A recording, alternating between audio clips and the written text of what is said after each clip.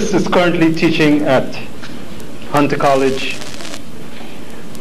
in the history department, Black Studies, Black and Puerto Rican Studies. She has been a teacher in the true sense of the word. A teacher is someone who, by their very nature, affects eternity, and anyone coming out of her class comes out transformed. And as you can see, when you leave here this afternoon, you'll have that same experience. The sister has been working in the community, aside from her teaching, over 10 years. And her commitment and sacrifice is almost to the point where we can never thank her enough for it. So this is an opportunity that I think we should take to really welcome her for her sacrifice, her commitment, and all the things she has done. But before we bring her up here, I'd like to introduce her daughter. Where's Jifa? Jifa? Back in some food. Jifa, would you kindly stand, please? Come forward, we can't see you. You should have been doing this, you know that. Come here. Come here, sis. Come on, she's shy. You can believe that. Come here, Jifa. This is her daughter, beautiful young African sister, strong and powerful. You don't say anything. Okay, Jifa. Sisters and brothers, let's welcome our sister, Donna Marimba Richards.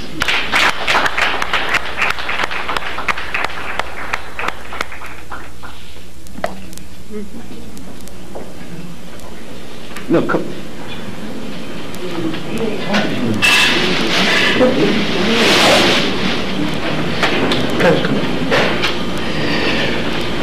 On behalf of all of us, we would like to make this presentation to the sister for all the things she's done for us over the years. Okay? From the family, from the community. Asante Sana. Magnificent. Ma'at, which of course I will be talking about today. Oh, Asante Sana. Adukwe.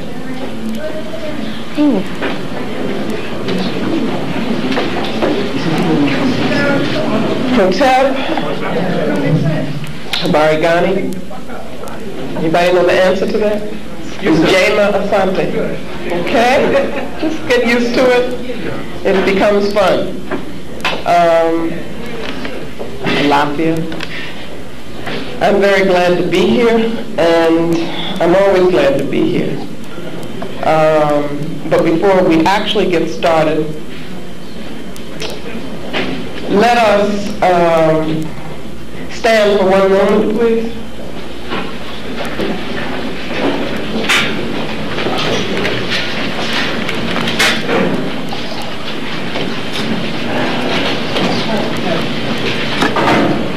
It's very important whenever we come together, especially when we are doing our serious work, that we be sure that the ancestors are here with us. So we will call them. We call upon the spirits of our ancestors, the Insamanfo, the Egu. We ask that you give us the energy to do your work. We ask that what we do here today has your blessings, and that we are able to demonstrate to you that we are accountable to you, and that we will avenge your spirits. Let us speak in Ma'at today, and let us feel our oneness in African familyhood. Ashe. Asante Sana.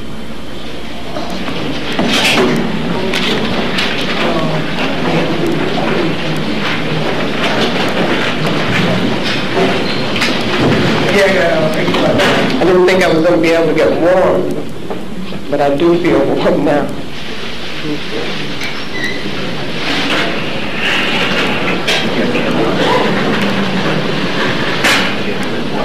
Make sure.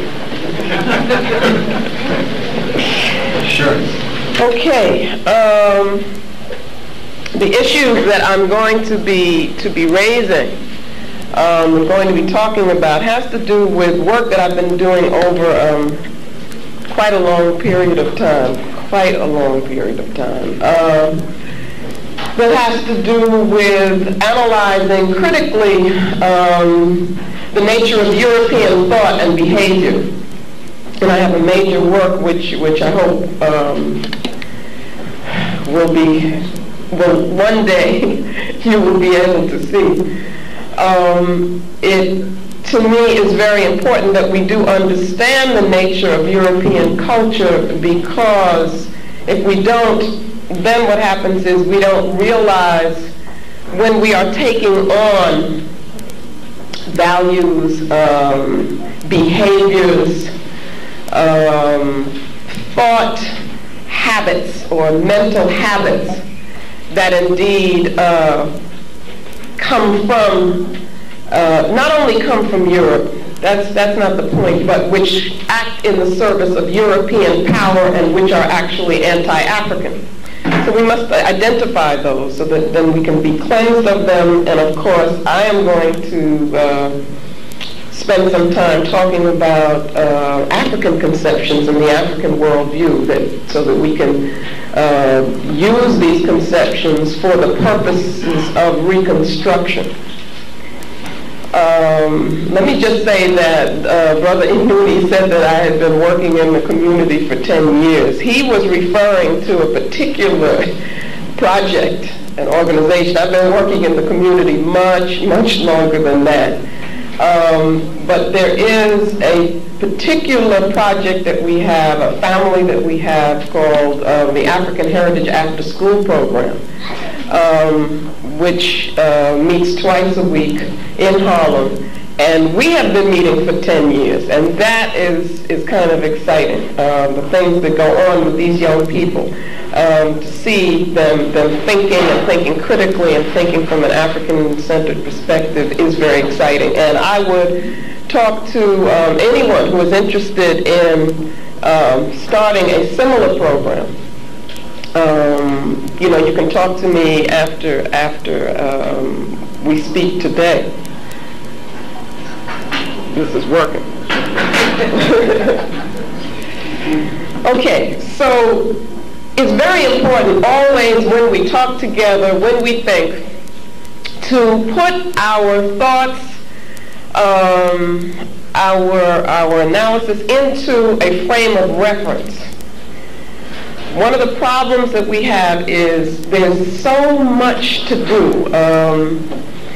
The brother who is in danger of losing his life, of actually being assassinated in Philadelphia, we have to support him. We have to support our children every day who are under threat. We live in constant threat, so what happens is that it takes away sometimes from our ability to conceptualize what it is that we see ourselves as doing. It takes away from our ability to have a plan that goes beyond next week or 2 months. We need to be thinking about where we expect to be in 5 years. We need to be thinking about a 10-year plan, and any plan has to be put into a frame of reference. What is it that we expect to see eventually? And I want to share with you just a couple of quotes from 2 brothers who I believe are doing very important work at this point of giving us clarity as to what are our objectives as Pan-Africanists, African nationalists. The first one is Nation Building, is the book by Ajay Akoto, who has been involved in African institution building for over 20 years, has a school in D.C. That is, a group of them have a school that has been in existence for 20 years, an African independent school, which we don't have. a camp, land in Virginia. My daughter has been going to the camp for 6 years now. This is an opportunity for our young people to actually live the kinds of things that we're talking about. So institution building is extremely important, and they do that within the framework of what is called nation building. And I want to read to you from this book, which everybody should get, every African person. I always talk about 2,000 Seasons. Absolutely, you need to read that. The Healers by Ayikwe Arma. But also now, I would add 2 more books, and one is Nation Building by Ajay Akoto. Let me read this. Nation building is the conscious and focused application of our people's collective resources, energies, and knowledge to the task of liberating and developing the psychic and physical space that we identify as ours. It involves the development of behaviors, values, language, institutions, and physical structures that elucidate our history and culture, concretize and protect the present, and ensure the future identity and independence of the nation. When he uses the term nation, he is referring to the African world nation.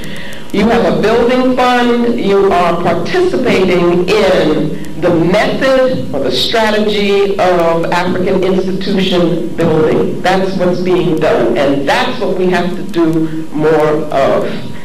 The other book that everyone must read is The African Personality in America by Kobe Kambon, who came here and spoke last spring, I believe. And I just want to read one of his definitions for you and understand what I'm doing. There is a need for us to have clarity. When we talk about culture, we're not just, culture is political. Culture is ideological. And that's what we have to understand, and I believe that these brothers are helping us to do that. Kobe Kambon talks about that objective that we are moving towards as being the creation of the African world order. And I ask you, brothers and sisters, are you ready for power? Because I think that is part of our problem. We really don't know how to deal with power. We've been so used to being dependent and resisting oppression that we don't see that. Why are we doing that? We're doing that because our rightful place is to exercise African power in the world. He says the African world order, a pan-Africanist, nationalist, cultural organization of the world. That's what he means by the African world order. A world organization, a world rather organized around Afrocentric cultural hegemony. A societal organization spanning the whole of the African world, wherein all institutional structures are grounded in and defined by the historical, cultural, and philosophical condition indigenous to African people, protecting and preserving the African survival thrust as the center of reality. So it is with the help of these 2 brothers that I am establishing a frame of reference for our talk today. Nation building is what we need if we are to be able to experience African self-consciousness, which is a concept that Kambon has. Now, I have developed in my work some concepts to help me analyze European culture, thought, and behavior. And I do that because it is my belief that we cannot use European methods of conceiving of reality if indeed we are to, number 1, look critically at them, but number 2, to understand ourselves and where we need to be going. So what I've been attempting to do is to reconceptualize, that is to think creatively, using an African frame of reference, using the African worldview. In addition to that, I have attempted to use African words, use terminology that I take from African languages, because I believe that language also is intimately connected to how we think. Language is one of the most important and critical aspects of culture. And so obviously we may not be able to immediately take on an African language, but we can begin to do that, because there are things that we have to think about. There are things that we do think about that really cannot be expressed in a European language. And so we are hampered by that language, and we have to do all kinds of things with the language, which we do very creatively. And so I just want to mention very briefly some concepts that I have developed. Well, one thing is people are now referring to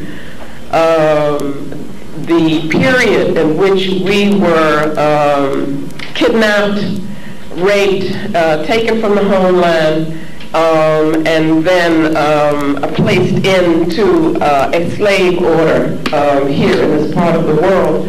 We are referring to that as the maafa. Maafa is a key Swahili term which means great disaster. And I just got to the point, I didn't want to be talking about the African Holocaust, as if we're, referring, there's another Holocaust, and then this is ours, and so forth. And I just wanted to get us used to using some African terms. So in Let the Circle Be Unbroken, which is a small book that I do not have with me today, I introduced the term the ma'afa. So if you hear it, that's what it's referring to. And it's very easy, and we can all do that. We can do it with our children. We can get used to it, okay? Now, M-A-A-F-A. Very simple, ma'afa. Another term, asili. I use this as a concept to refer to the germinating seed of culture, of any particular culture. Asili means seed in Kiswahili. It also means origin. It also refers to the nature of a thing, to its essence. And so I use this, the concept was that if you could look at a culture and identify its asili, its seed, then you could understand how everything relates in the culture. So that asili in this sense becomes something like the DNA of a culture. That is, it's a germinating principle. It is a genetic information that once that asili is in place, it will seek to fulfill itself. And everything that the people within the culture create will be in the fulfillment, towards the fulfillment of that asili. Okay? A-S-I-L-I, asili. And I want to show you how it works. I got the opportunity in our session with the youth on Friday to use it with them to show them how they could analyze European behavior. We looked at the New York Times, and there was on the front page the reporting of Bush sending 28,000 troops into Somalia, right? So I said to them, after explaining the concept, we've had a lot of discussion, so they're prepared for this. Why is he doing this? Okay, I said, now suppose he says, we're doing this because we want to help African people, right? So how do you use the concept of asili to help you know why he is doing that? Well, In my analysis of European culture, I've come to the conclusion that the European asili is based around the pursuit of European power. And what that means is that every single thing that Europeans do is about the achievement of European power, which of course implies the domination of African people and other quote-unquote non-European people, okay, or other majority peoples.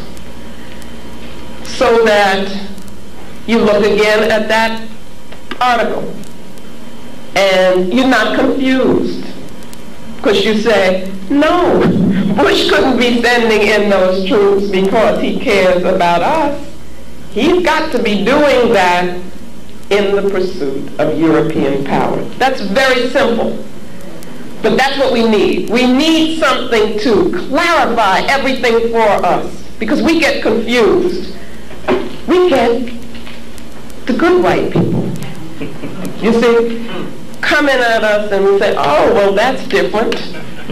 Doesn't fit. But if we use the concept of asili, we will understand that whatever it is that they are doing, whatever terms they use, however they come at you, you need to be thinking about what? How is this going to facilitate their power and help them to dominate me?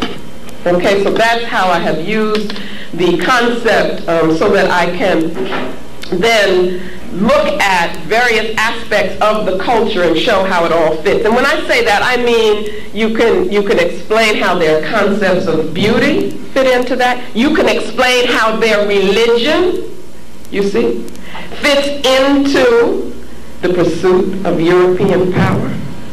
Those are the kinds of things that confuse us. And what I do, because I think it's the most important, you can explain how, or you can see how, academic institutions also exist so that Europeans can control our minds. Do you see? Because very often, usually, we want to keep that separate and say, no, no, that's not about ideology. But it is. Believe me, it is. And that's what I'm trying to show. So that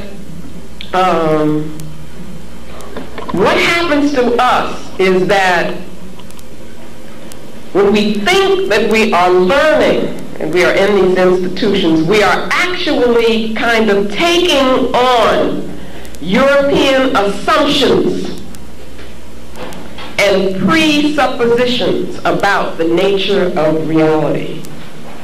And those are very different from African assumptions and presuppositions about the nature of reality. Presupposition, we only mean that's what happens even before you begin to argue about something. You've got that in place already. We're not aware of what it is that we're picking up from these European conceptions that actually goes against the African spirit. And that's what happens to us in these academic institutions.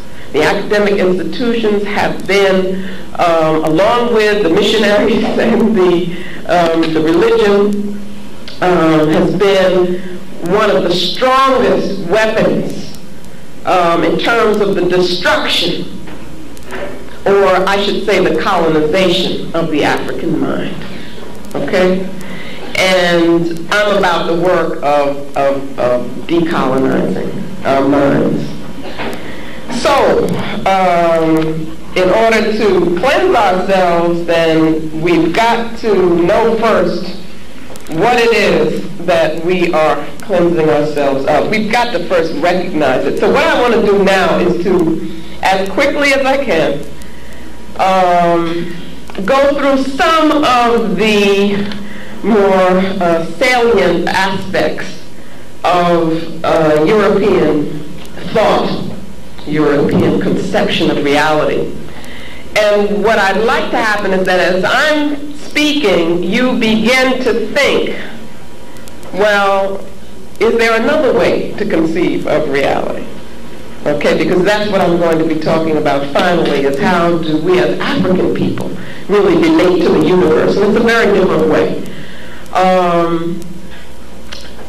To begin with, let's just start. For the European mind, it is very important to make separations between things. A separation, for instance, between spirit and matter, between the mind and the body, between reason and emotion. For the European mind, actually there is no spiritual existence, and let me explain why. You have spirit and you have matter. First, they make these separations. They make them into what I call dichotomies. Those are splits. So you get oppositional pairs between these two things. Now, once they make the split, let's take the one between spirit and matter, then one becomes real for them and the other is unreal. Or one becomes good and the other is bad. One becomes superior and the other is inferior. That is how the European mind works. Why does it work that way? Because it is preparing the world for European power. Because the term that is the superior, the better, the real is supposed to have power over that one which is the opposite, okay? The example of spirit and matter is that matter is real for them. Spirit isn't. So as much as they may sometimes use the word spirit or spirituality, they don't have a clue to what African people are talking about when they talk about spirituality. And what I'm arguing today is that as we begin to take on these concepts, as we think we're becoming more educated, what we're really doing is denying our African spirituality, because then we don't want to believe in it anymore either. Okay? Obviously, male and female. That becomes a value dichotomy for them, where male represents the superior, female is the inferior, and therefore is to be dominated, controlled, oppressed, and so forth. So you see how it works. It has to work that way, because you can't have power over other unless there is an other to have power over. So that what they do is to continually make these splits, these dichotomies, to facilitate that way of thinking. Also, their thinking is very fragmented. Okay, when we get to talk about the African worldview, we will see the difference. I want you to keep these things in mind so that later we can see how they compare. Because one of the things that Kobe Cambone tells us and that we know is that the survival thrust that is inherent in African cosmology and the survival thrust that is inherent in European cosmology or the European worldview, they are opposites. They are contrasting. They are different in such a vital way that our existence here in this place is, we're constantly under threat because we're in an anti-African environment. And that's because of the nature of the European worldview. Its very nature is anti-African. Analysis. That is a method that they use for thinking. All people have to be analytical. We have to be analytical. It's very important. But for them, analysis is the splitting up of things. It is the tearing apart. And so they have to understand everything by tearing it apart. That's the only way that they can relate to things. They can never reach the highest level of thought, which is synthesis. It is when you're able to bring things together as a whole. And that's our legacy. Our ancestral legacy as African people is understanding the whole and how each part relates to it, so that the European mind cannot integrate well. It cannot synthesize. Now, another reason for that is that the way the universe works and that our ancestors understand is that it is rhythm. That it explains to us how the universe is a whole, how things relate to each other, how things are joined. Rhythm is the key. If you can find the rhythm, then you can understand how everything becomes part of everything else. For the European, they have difficulty. They can't deal with the rhythm. So what do? They have to break the rhythm. They have to slow everything down, and that's what they're doing in their form of analysis. Again, if we use their methods, then we're only working with, like, 1/4 of our minds or of our being. We're not using that pineal gland, right? We're not using that spirituality, which really gives you an understanding of cosmic reality and universal reality. Also, what happens from this is that the European needs to separate himself from the universe. Now, I think partly this may be, we can talk about this at another time, but it may be partly because they are actually, in their very being, represent something which is not a part of the natural universe. That is, and so they experience themselves, you see, as being separate from it. But that isolation, that separation between self and other, results in what we call the ego. The ego, which is becomes hardened, becomes defensive, which leads to the concept of individualism. You see, you think of yourself as just being separate, and you're separate from other selves. And in being separate from other selves, you got to compete with them. You got to fight with them. And that's what they're all about. Okay, but some of the other implications of that are, for them, a chronic loneliness and alienation from nature, and alienation from the universe. This is not something that Africans suffered from, you see, when we are in our civilizations. We have to understand that. The concept of objectification. What that says is that in order to know anything, you must separate yourself from it. Now that's what the Greeks talked about, maybe 2,000, whatever years ago. And that has been a consistent assumption in European thought ever since. That is, that the universe can be objectified, nature can be objectified, another person can be objectified, and must be if I am to have knowledge of it. Now what I want to show you is how that relates to behavior. Because if you believe that something is an object, then you can do anything to it. You can kill your children, because you're not really joined to them, you see, spiritually. Nature you can destroy, because nature is an object. So we have to understand that how the conceptualization of reality relates to behavior and encourages a particular kind of behavior. And we've seen that behavior. So in this process also, nature becomes desacralized. It is no longer sacred. The human self, of course, is not spirit. It is despiritualized. It is disconnected. The primary reality, or the highest form of truth for them, is what they call a fact. Now you got to think about that. What is a fact? And we say, well, just give me the facts. The idea of a fact is something which is totally divorced from context.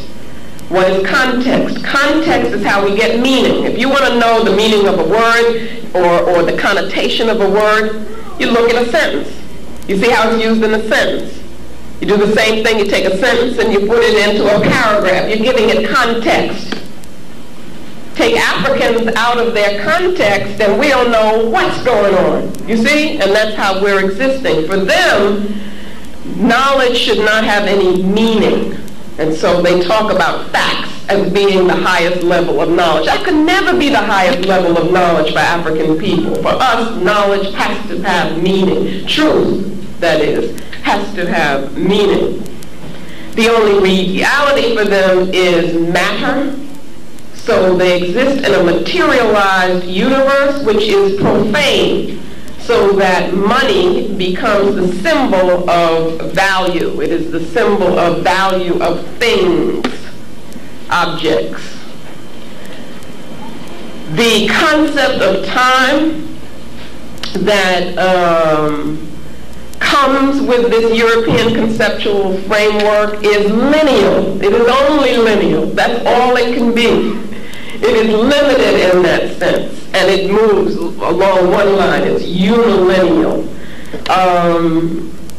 For us, when we think in terms of lineal time, we're only thinking on a secular level. That's only profane. For us, sacred time is non-lineal time. The Europeans cannot get to that level. So for them, to speak of the past, the present, and the future is to speak of three different things which cannot connect. For us, we live with our ancestors because they're not in the past. You see, they're in a time where we all are together. We can know the future because the future is part of what we are. So we go to our priests and we have readings. That's what we're talking about because we're existing on a sacred level at that time. We still exist in lineal time. You plan for tomorrow when you get up and you go to work and so forth, but that's not all there is. There has to be more. There has to be another level. For the European, there's only that level. That's what we have to understand. It is very limited. What happens also with this, well, of course, for them, there's no ancestral presence. They don't believe in the ancestral presence. As much as they may talk about Columbus or Washington or so forth, they only see that as kind of validating who they are and forcing that into our consciousness. But when we talk about our ancestors, we're talking about a presence that helps to form who we are and helps to form our consciousness. And so what you get from this is an evolutionary, a unilineal, one line, unidirectional evolutionary model. And if you think about it, that's how they teach all history, science, anthropology, and everything. So what they can say is that all of humanity is moving towards civilization. But they haven't reached it yet. But who has reached it? They have. Which means that all differences in culture for them are explained in terms of the fact that these people just haven't gotten to where we are now. We're civilized, they aren't. That comes from, again, that unilineal model. So progress for them is only talking about how you can have technological efficiency, the efficiency of machines. It is only a material concept. They're not talking about how people treat each other. You know, they're not talking about morality. They're not talking about how we regard children, relationships, marriage, anything like that. As long as they can show that we're defeating nature, you know, we're beating nature, you're conquering nature, then for them that's progress. And again, it's that unilineal model where it's got to be getting better and better and better. If we look at our ancient civilizations and we think about some of the knowledge, the wisdom that existed in those civilizations, then you really have to wonder, do people know more now? You see? What also comes from this lineal concept is this idea of, well, their idea of a future is unknown, it's abstract, and it's frightening. And so what they try to do is to predict it as much as possible, and that's what science is about for them, is how they can gain control, you see, of a future that they really don't understand. Because they don't understand time. They don't understand human existence. That's the purpose of European science, is to try to gain a sense of security in a universe that they are not secure in, because they're not at home, you see, with the world. You hear them talking about writing all the time, and writing being the hallmark of civilization. Why do they put so much emphasis on what I call the written or literal modality? That's because, again, they're thinking simplistically. The sense in which they use writing, very different from how our ancestors used writing, which has to do, again, with more than just a profane level. It has to do with symbolism. For them, there's no symbolism in the literal mode. It is simplistic, it is surface, it is superficial, and it is one-dimensional. And it is used, again, to give the illusion of European power. Because then all the books that they have, and they talk about their written law and so forth and so on. But what that's really doing is only, what you can get through their books is only the outer, what we call the exoteric, ex meaning out, okay? And which for us as African people is the least important. The most important is what? The inner. You see, the esoteric. And that you can't get in the way that Europeans use writing. You could get it from our ancient forms of writing and some of the forms of writing that we need to study that exist right now in African cultures. And that are these some symbolic systems that are throughout the continent, like Adinkra, for instance. That's just, I'm giving you one that you may know of, the Adinkra among the Akan people that we find mostly in Ghana. You see the symbols. It's on something. Okay. I knew it had to be somewhere. That's called Jinyame, which represents the omnipotence of the creative principle. Now think about how complex that kind of concept is, you see? I'm just telling you one. You have the whole system of gold weights, which is so much more than material objects.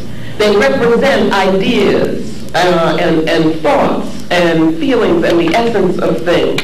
So I would suggest anybody who's interested in studying African culture and African thought that you look at these various symbolic systems, which you find in South Africa, East Africa, all over the continent. It is this that the European does not have. You see, and you see how they can take something which is really lacking. They're lacking in things. It's a limitation, and then make it what is the essence, they say, of being civilized. Okay, and really it is what I call reductionist. Their thought is reductionist, and by that I mean it reduces everything to its most superficial level, so that their understanding can't go beyond that level. You see, if you're using these kinds of concepts, so it can never get to the level that we need, because as Africans we need spirit, we need meaning. Their logic, which you've been taught to just revere in your high school and in your college career and so forth, is what we call Aristotelian logic, is very simplistic. It is either or logic based on a law of contradiction. Something is either this or it's that. That is not how reality is. And Africans have understood that there's much more complexity in terms of how you understand things.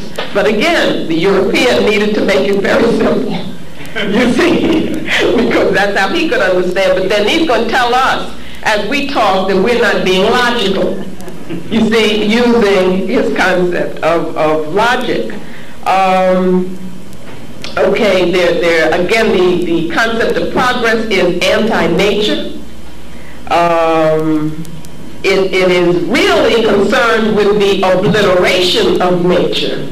That's what they really are attempting to do. And obviously the laws, the universal laws are saying, you mess with me and you pay a price. And they still don't really understand that. And all this talk that you hear about ecology and so forth is so surface. You know, it doesn't get to the depth of understanding nature. So that relationships for them have always got to be exploitative. always got to be about power or control. So that's the way you relate in human relationships, that's the way you relate to nature, that's the way you relate to your children, and they relate to you, and so forth. Okay? Obviously, from this way of conceiving of reality, what comes is an individualistic ethic, an individualistic sense of self. All of this is very non-African competition, and it is all based on the will to power. Now, having said that, and that's just a piece or a tip of the iceberg. I haven't gone into depth in terms of European conceptions, but I wanted to just give us an idea of what we're dealing with, because I really want to focus on us. And I want to focus on the way in which I want to show us how these very concepts have begun to influence how we behave and how we relate to each other, and how we don't relate to the African inner self. Because we are not going to be in a position to build an African nation, to reconstruct and to build an African world order, unless we cleanse ourselves of these anti-African conceptual modalities and beliefs and behaviors. So that I'm saying that we've become, how should I put it, almost contaminated in a sense by them. We have to look at that almost like it's a disease, and so you need healing. And healing can be painful, but you have to do it in order to be able to take the next step. And we've got to recognize that first, you can't be healed if you're pretending you're not sick. Right. And you know, we have to be, given our history here in this part of the world, being taken from the motherland. Let's look at some of the things that happens among us. For one thing, in our organizations, we tend to accept, and really I should also talk about our conferences, I want to talk about that too, but we tend to accept that there's only one way to organize, and that is to have a hierarchical structure where you have a separation from people, and there are people at the top, and it's difficult to get information throughout the organization, and there's a lack of participation of people and so forth. We've got to reconceptualize how we organize ourselves and among ourselves and how we relate to each other. We've got to look at, I'm raising things that probably you've never thought of, but we've got to look at our decision-making procedures, okay? And a lot of this has come to me because from studying, traveling, talking to people from the continent, who, by the way, are not valuing these things. They're trying very hard to get away from these things so that they can become more European. You know, they'll tell you, well, we don't do things like that anymore, when the very things that they're talking about have this immense value. So it's got to be our role to, as we come to value them, to show our brothers and sisters that they're at the source. You know, we need them to appreciate who they are and who we are. We make decisions in our organizations by voting. What are you doing when you do that? You see, you're dealing with individuals and you're saying, well, how many individuals feel this way? Then you get a majority, and then you say, well, because the majority of those individuals here feel this way now, then everybody has to do what they say. Believe it or not, this is not the way decisions were usually made, you know, in African civilization. The concept of consensus is what was used and what is used in some still. What does consensus do? It says that if we are a community, if we conjoin spiritually, then we can come to a conclusion which represents who we are as a group and what we're thinking as a collective. You see? That's very, very different. It makes you feel differently about the decision that is reached.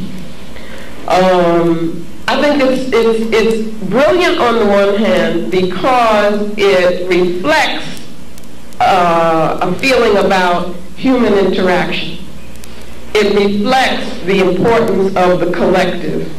But on the other hand, we see voting as being very efficient. It's quick. Just put up your hand, who feels this, and so forth. Because what's the objective? The objective is get out of there as fast as you can. Whereas in the African community, the objective is to feel the oneness of the group and not to disrupt that. You don't care what decision. It's not the decision that's so important. It's that the group remains a group and thinks of itself as a collective. And you have people walking around and saying, oh no, that's not what I wanted to do. You see? These are some of the things that we have to think about. We have found ourselves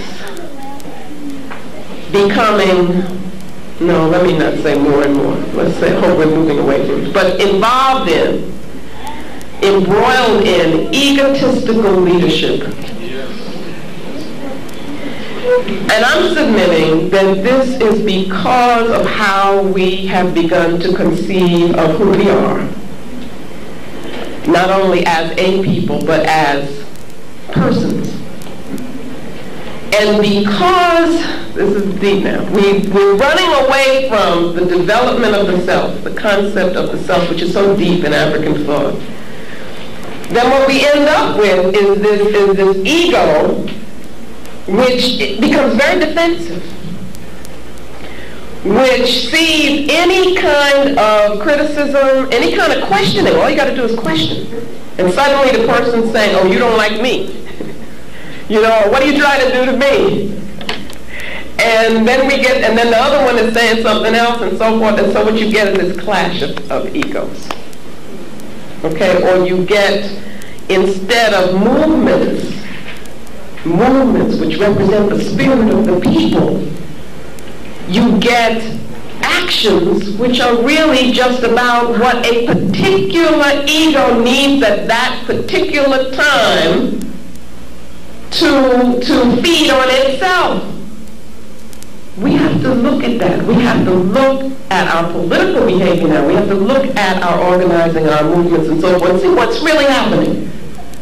I want you to use some of these things afterwards and see if you can't see what I'm seeing in another way. The concept of the ego is not an African concept.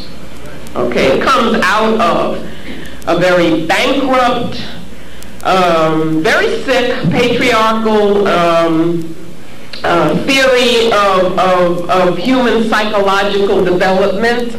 Comes from Freud and people all around Freud, before Freud. Very, very sick. But we accept that and we become embroiled in it, as I said. Okay, where our goal is no longer what is it that the collective needs. And I'm here working for the collective is rather how popular can I look? You know, what's my image? How can I get you know, a large audience to praise me? How can I use the media? How many shows can I get on?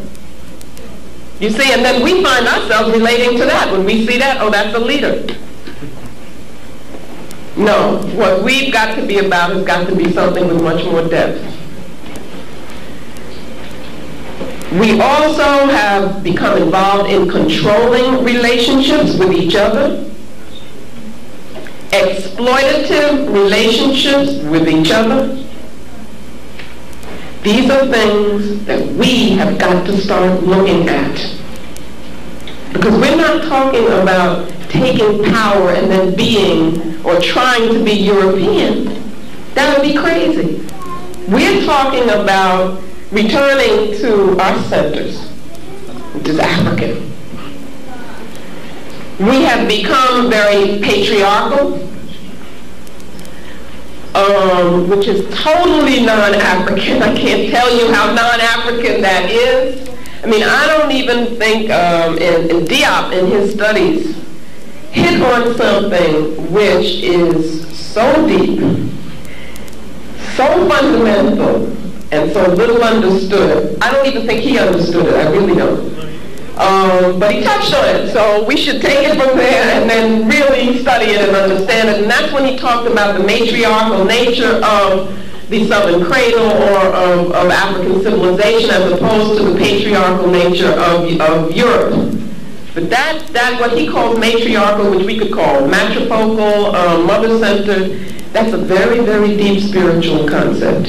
It goes beyond just talking about women and men. It's very deep, and that's what we need to come back to. But at any rate, I'm saying that now we have accepted a patriarchal model, and because our people in general are not developing themselves, their inner selves as they should, you get insecurity on the part of our men, who then must express that in terms of a need to dominate women. That's not an African model, because in the African model,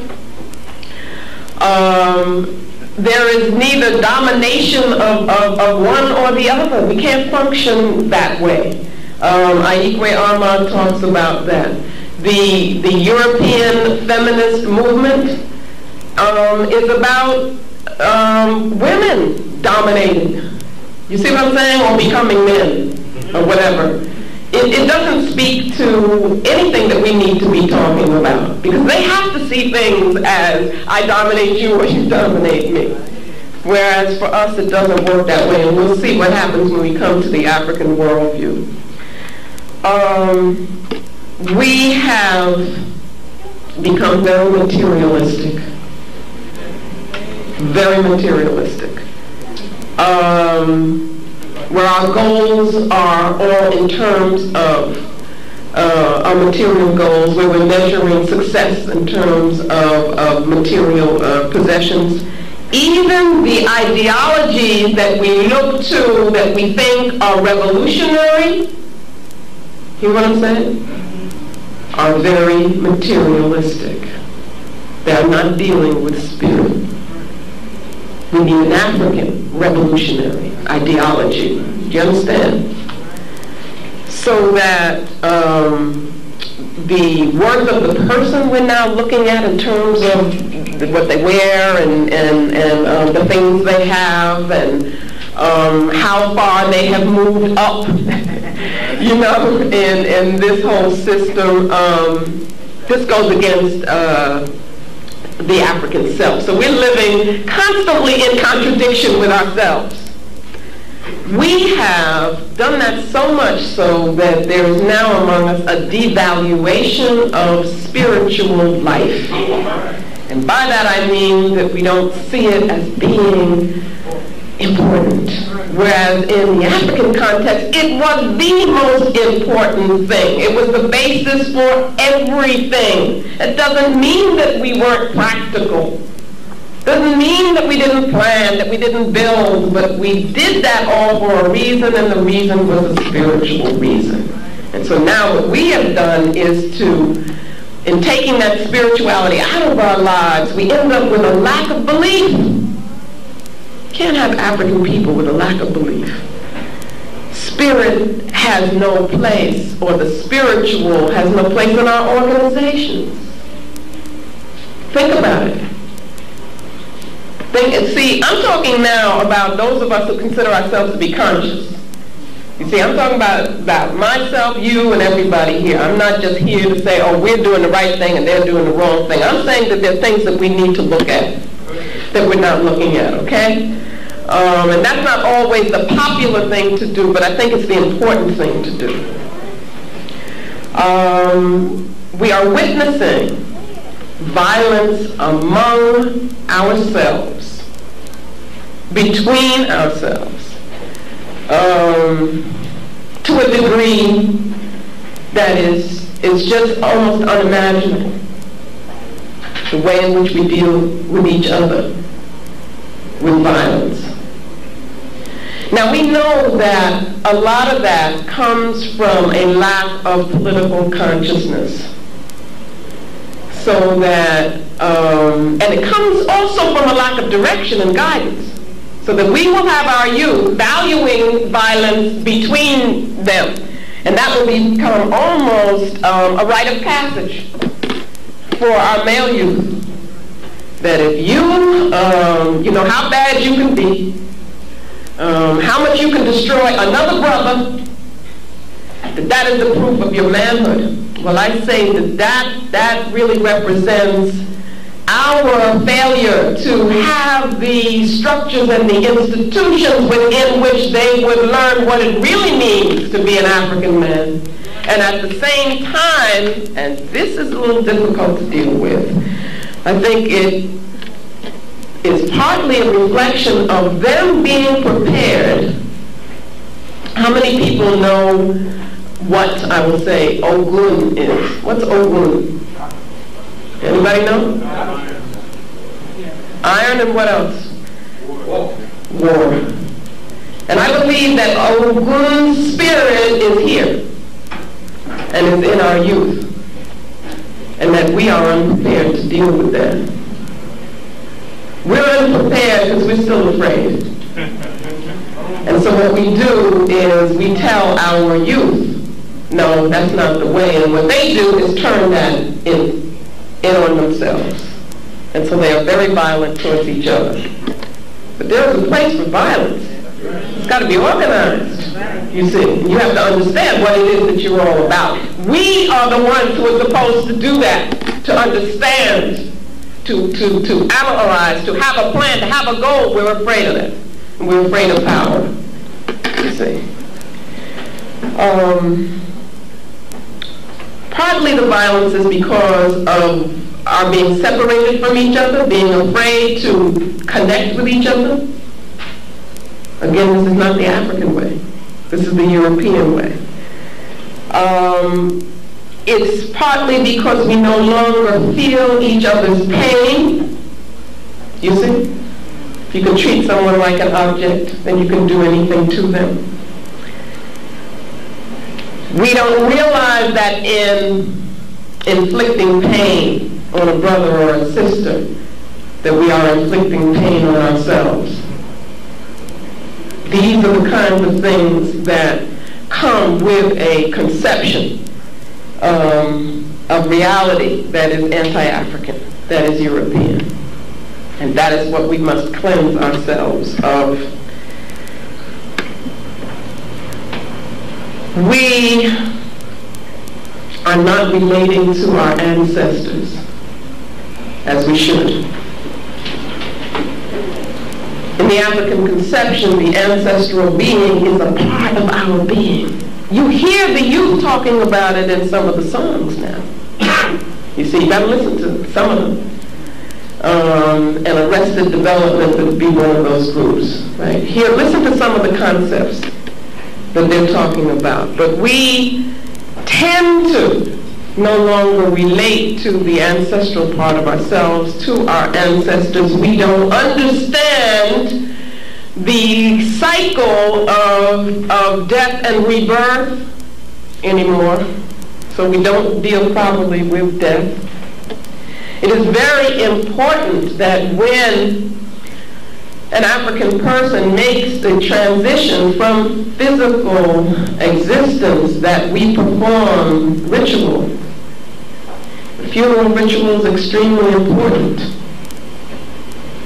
Because we don't believe in the ancestors anymore. We don't believe that there's a continued existence on a spiritual level.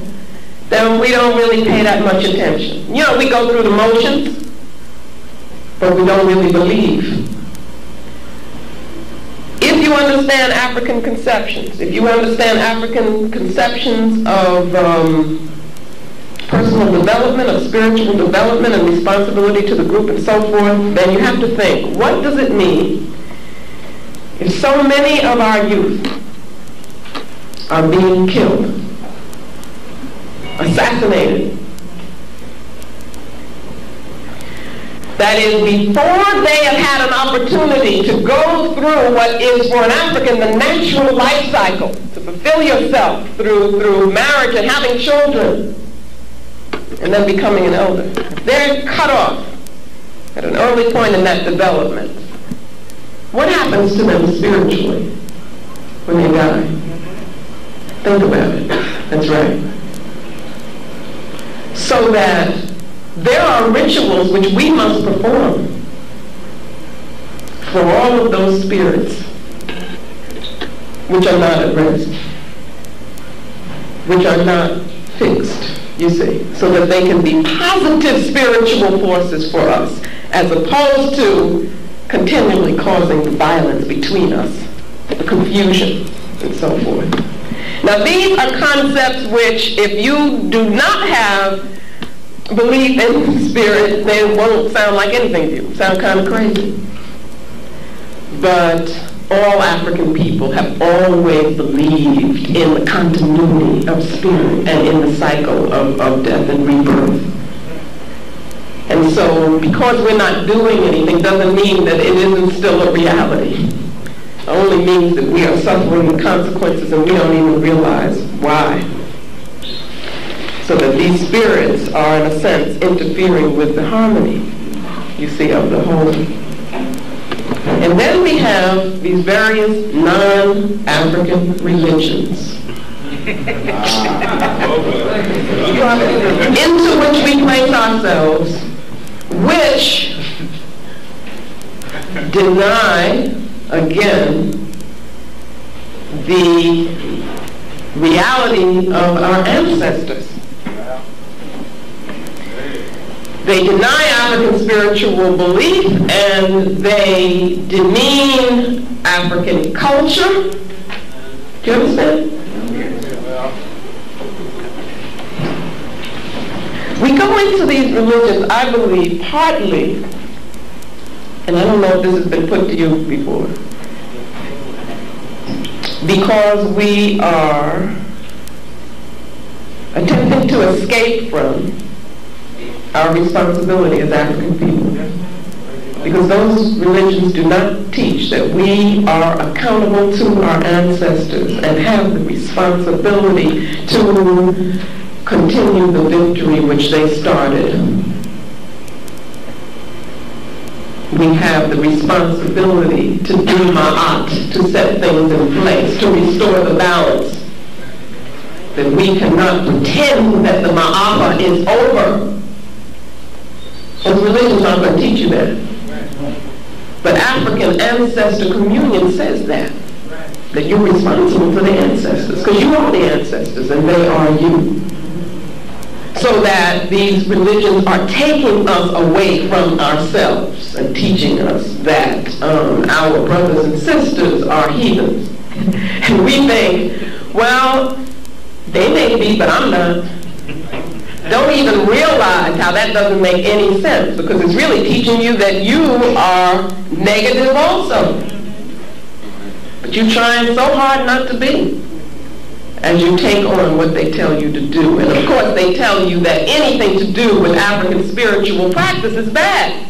And that's the very thing that you need, you see, to affirm your spirit and who you are.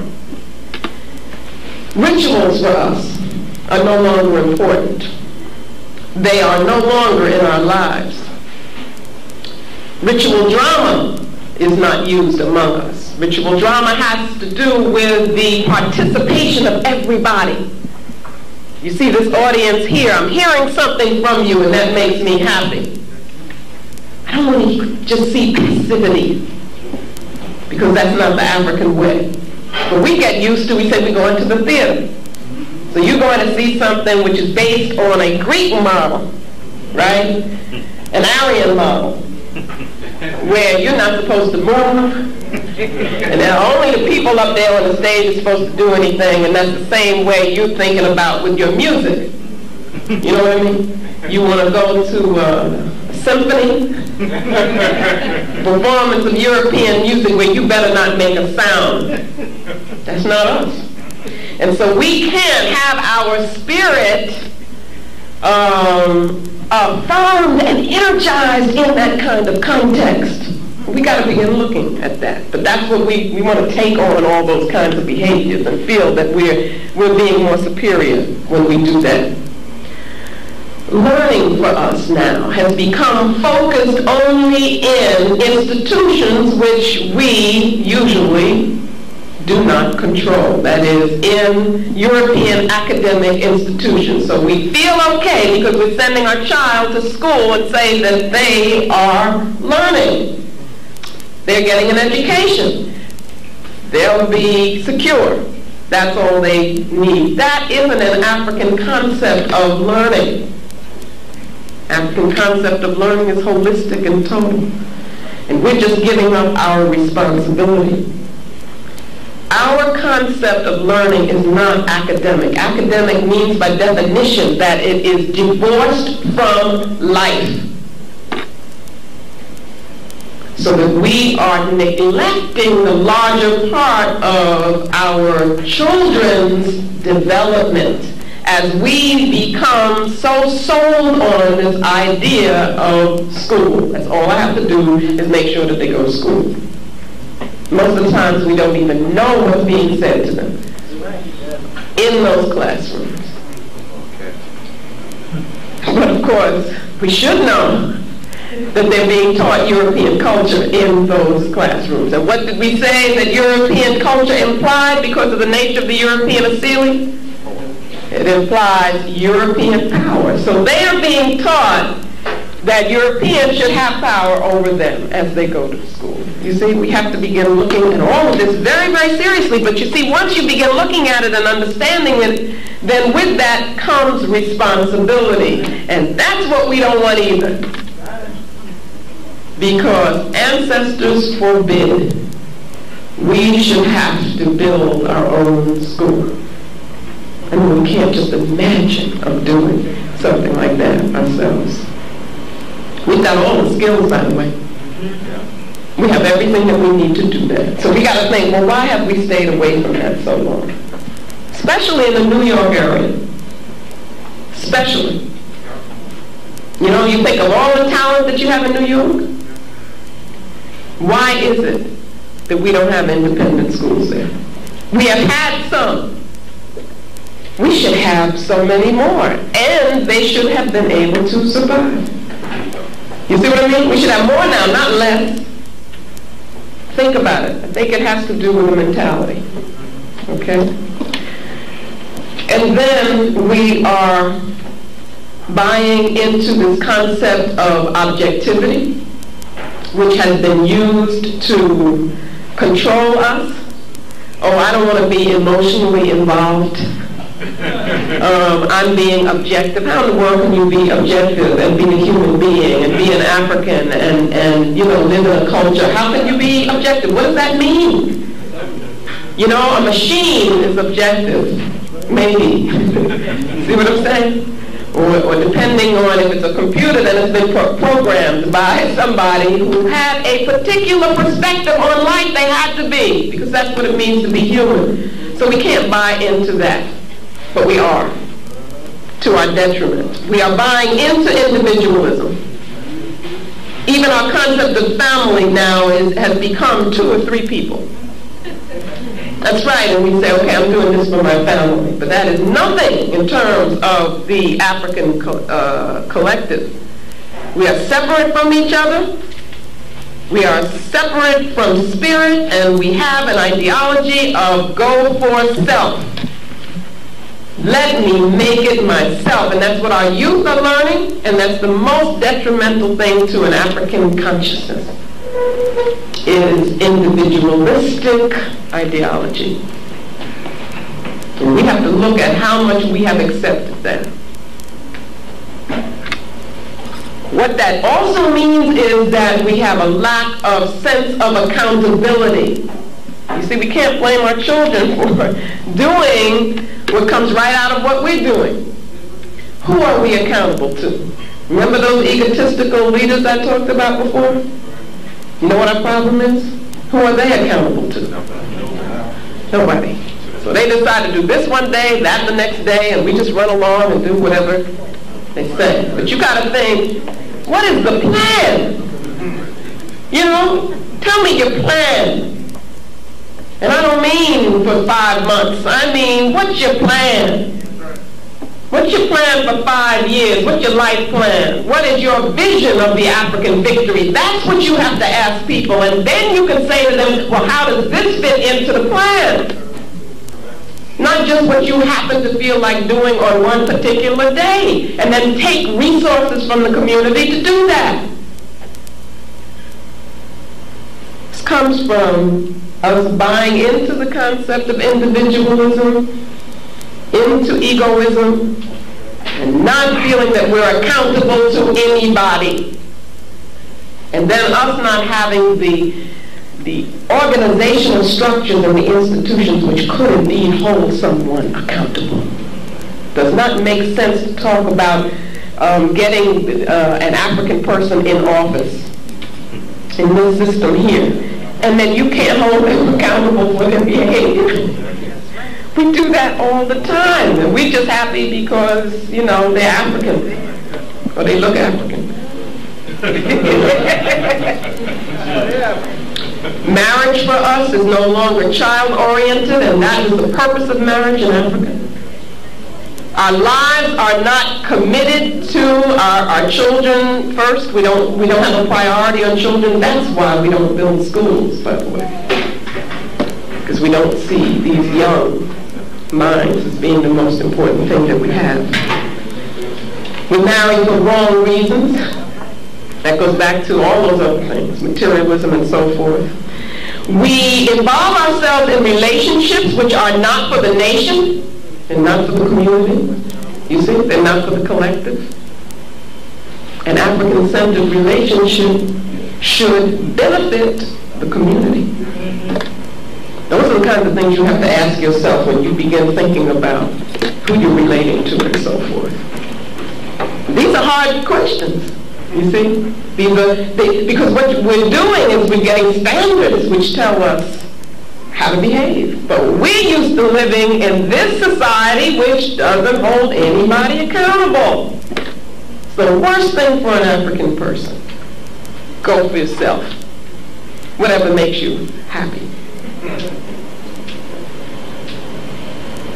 There is no longer a development of the self, a concept of how intensely one must work on developing the self. That's work. So again, we want to run away from it. Okay, you don't see on television, they're not telling you develop the self. They're telling you buy this product, buy that product, or this is the way that you should relate to your heroes or whatever, you know. They're telling you what they want you to do. Our elders, because there is no development of self, it is difficult for an elder to be an elder. Let me explain what I mean by that. An elder is not, in the African conception, just a person who is old. Why do I say that? Because what would have been assumed in the African conception is that with that age would have come the experience and the knowledge of the culture which you could then use to teach others. Now, it's just a matter of getting old. You see, we don't understand the role of an elder. It's a very serious responsibility. And then we don't have the respect for the elders. So you see how those things feed on each other. And now I'm going to deal with something very, hard to talk about in a group and a large audience, but I think it's very important because I want to show you how I'm consistent in everything that I talk about. And I'm doing this because of how much I love African people, and I believe that it's urgent. Brother said earlier, it's urgent. This is urgent. The time is now. We no longer have a spiritual concept of sexuality. Yes, ma'am. Get on. We see people as sex objects, and therefore they're no longer human. That's not an African concept. Therefore, we engage in what I call profane sex. Let me tell you what I mean by that. There is no sacred concept of the interaction of human beings, so that, and I say this word sex is, to me, a European concept. It becomes a commodity. It can be a commodity. It can be bought and sold. We become promiscuous. We have no discretion. We involve ourselves in sexual behavior which expresses only narcissism. Okay? And I may be stepping on people's toes or whatever, but I believe that all of this is a part of nation building. It's got to be. I mean, in Africa, it certainly was. Accountability also. Yes, ma'am. In Africa, how you expressed your sexuality was seen as important as how you plowed the fields, as how you organized the warriors to defend the group. It's all, we are whole beings, okay? Narcissism is fixing on and seeing everything in terms of the physical pleasure, or what you think is the physical pleasure of the individual self. That's all it is. We live here in Babylon, in a society which is narcissistic. And I'm saying that we have taken that on. And that accounts for many of the sexual behaviors that people are involved in. Do you understand? And I'm going to show you a very, very different concept. That kind of idea of sex is anti-life, by the way. The African Asili is pro-life. I want you to keep that in mind. And you can only get that kind of concept by separating the physical, you see, from the spiritual, and then denying the spiritual. Everything becomes physical. Okay, I'm going to jump to another area, and that is our dependence on Western medicine. And by that I mean, I'm not saying, you don't go to the doctor and so forth and so on. I'm not saying that. I'm saying we have become totally dependent on a particular concept of, I don't want to call it healing because it ain't a concept of healing, right? I don't know what to call it, but in that concept is no idea of prevention. They cannot talk about prevention. They tell you it's prevention, but when you look at what they're talking about early detection. Is that prevention, I ask you? Did you ever think about that? Just finding this disease, in its early stages. That's not prevention. So if you ask them, well, how do I keep myself from getting that? They can't tell you. This was not the African concept of healing. And it comes about, again, because of separation of mind and body, the spiritual and the material. And so what happens within the context of Western medicine is that the symptom is treated, even if it means causing something else, as long as you get rid of whatever that symptom is for that period of time. You haven't gotten to the source of it, it doesn't matter. And that's what we're involved in. So we're involved in just taking a whole lot of pills and artificial synthetic things that obviously are poisonous to the body. So what I'm saying is, you have to understand that most of the physicians that you will go to have not been, they haven't learned anything about diet. They don't know anything about nutrition, because that's not what's taught in the medical schools in this country. Okay? And of course, spirit for them is unimportant. They don't know anything about the spirit. Now, an African would ask, how in the world could you heal me if you don't know anything about the spirit? You see? But I'm saying, what I'm trying to show you is we don't ask these questions anymore because we've gotten so used to thinking in another being's mind. You see what I'm saying? We're so out of our minds that we don't ask these questions. Doesn't even seem peculiar to us. And of course, we eat any and everything because we've also lost the African concept of wholeness, the wholeness of the person, you see. And in general, we are lacking self-discipline. And I say these things again because you can't blame the children. Because what do they see in us?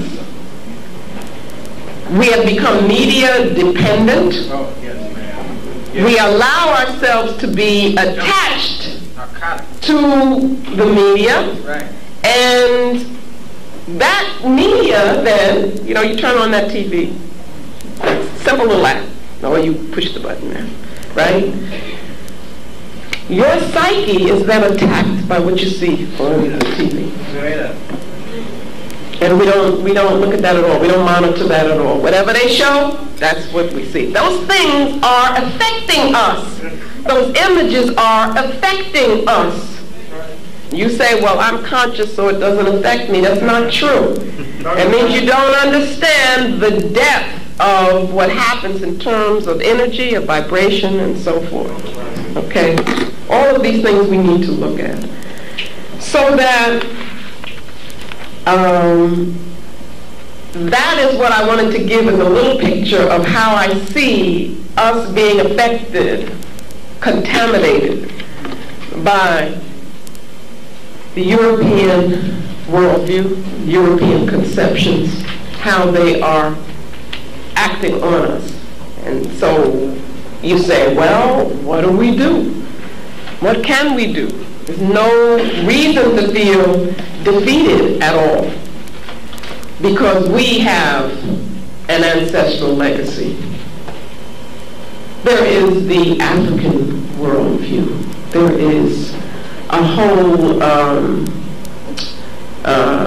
system of thought that has a profound, embodies a profound concept and understanding of the universe, which our ancestors know, built civilizations on. And we carry little pieces of this in us. So we have a model, and I'm talking about us using the African worldview as a paradigm, as a model for the construction of the African nation. So what I want to do is, I guess it'll have to be briefly, reacquaint us with some aspects of the African worldview. Okay, and again, I'm doing that a little bit in Let the Circle Be Unbroken. For one thing, the African worldview gives us a picture of the unity of the universe, where all things are interrelated and interdependent. There is the idea of wholeness, a holism we get. Also, participation in that universe in a very real way is what happens by virtue of being African and understanding this view. Synthesis becomes very important. Again, wholeness. Intuition is knowledge that comes from within. That doesn't mean that it has no relationship to what is outside of us. But intuition, using that, is the way in which you connect the inner to the outer. And for the African, intuition is extremely important. You see, being involved in what you know is very important, and that's part of what we mean by intuition. What we also mean by intuition is that we believe that there is an ancestral consciousness that exists in all African people, and that what intuition is the tapping into that consciousness so that we are able to get knowledge from the collective, from the ancestral being, which in turn is connected to the universe. You see, it's a very deep kind of concept. But if you talk about science here, they're not going to talk about intuition as being important. In fact, they're going to tell you don't use that. Cut your feelings away. And that's what you're learning in the classroom, is get rid of your feelings, your emotions. African's not going to tell you that. You better use that. You see, if you don't know anything, you better use what's in here and learn how to hear it and how to be in tune with it. Our conception of the universe is as of energy and forces interacting with each other, and that we need to understand how those energies and how those forces interact so that we can use them to live a better life, to be a stronger person, to build a stronger community. So that spiritual life and practice for African people, which is much more than what you call religion, spiritual life involves relating to the forces of nature, the forces of the universe, okay? And learning how to open yourself up to those energies. And learning also how to practice the very important principle of the African worldview, reciprocity. How that practice helps keep things in balance, so that much of what we do, and you're told these heathen rituals and so forth, is us involving ourselves in a process which is reciprocal with the energies, the Orisha, the Vodun, which can empower us. Now, if we are getting energy from them, we must give energy back, because the African being is very powerful. We're not passive, we participate, we're involved. And that's what we're doing when we give offering. That's what we're doing when we symbolize, when we pour the water, is that we are asking and so we must give. You see? That concept of reciprocity keeps us from having an exploitative concept of relationship to the universe. Nature in the African view becomes sacred. Nature symbolizes for us the sacred laws and principles of the universe, so that when we see a river and we watch how it works, how it becomes high and low and so forth, we understand that something sacred is being said to us, and that there's a special power that that river has, so we want to relate to that. The earth, the mountains around us, in every birth of a human being, we see something sacred. You see, so you have a whole different sense of how one learns. One learns also from nature. Not also, but very importantly, one learns from nature. Harmony becomes a goal, the harmonious order.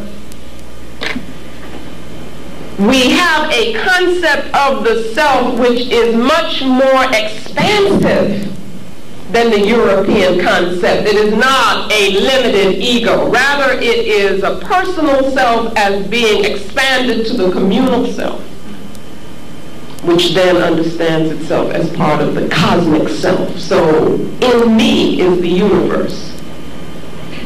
That's what Africans understand. In you is the universe, so that as you come to know self, what are you learning? You're learning the nature of the universe. A Zulu saying says, Umuntu, Ungumuntu, Ungabantu. Anybody can translate that? Not yet. Not yet. Well, you will after today. A person is a person because there are people. I repeat it. Yeah, do it again because he just missed it on the tape. What? Umuntu. Is it ready? Excellent. Okay. Umuntu, Ungumuntu, Ungabantu. Bantu meaning people. Okay, which is a linguistic term. Yes, ma'am. It's not a racial term. A person is a person because there are people. You understand what that means? Straight up. Okay, so when we tell you that I is we, in the African conception, people aren't just theorizing and speaking abstractly. This is a lived reality, that I am a person only because there are other African people for me to relate to and to affirm me. Do you understand? So that gives a see how rich this is in terms of us organizing ourselves, reconstructing our communities, and rebuilding an African world order. Human life in the African conception, that is the life of a human being, is a spiritual journey. We have to understand that. We can't avoid that spiritual journey. That's something you got to be involved in because you were born African. It is a process of continual spiritual development. And with that process, as you learn more, then you have a responsibility to teach those who do not know, that is, those who are younger than you.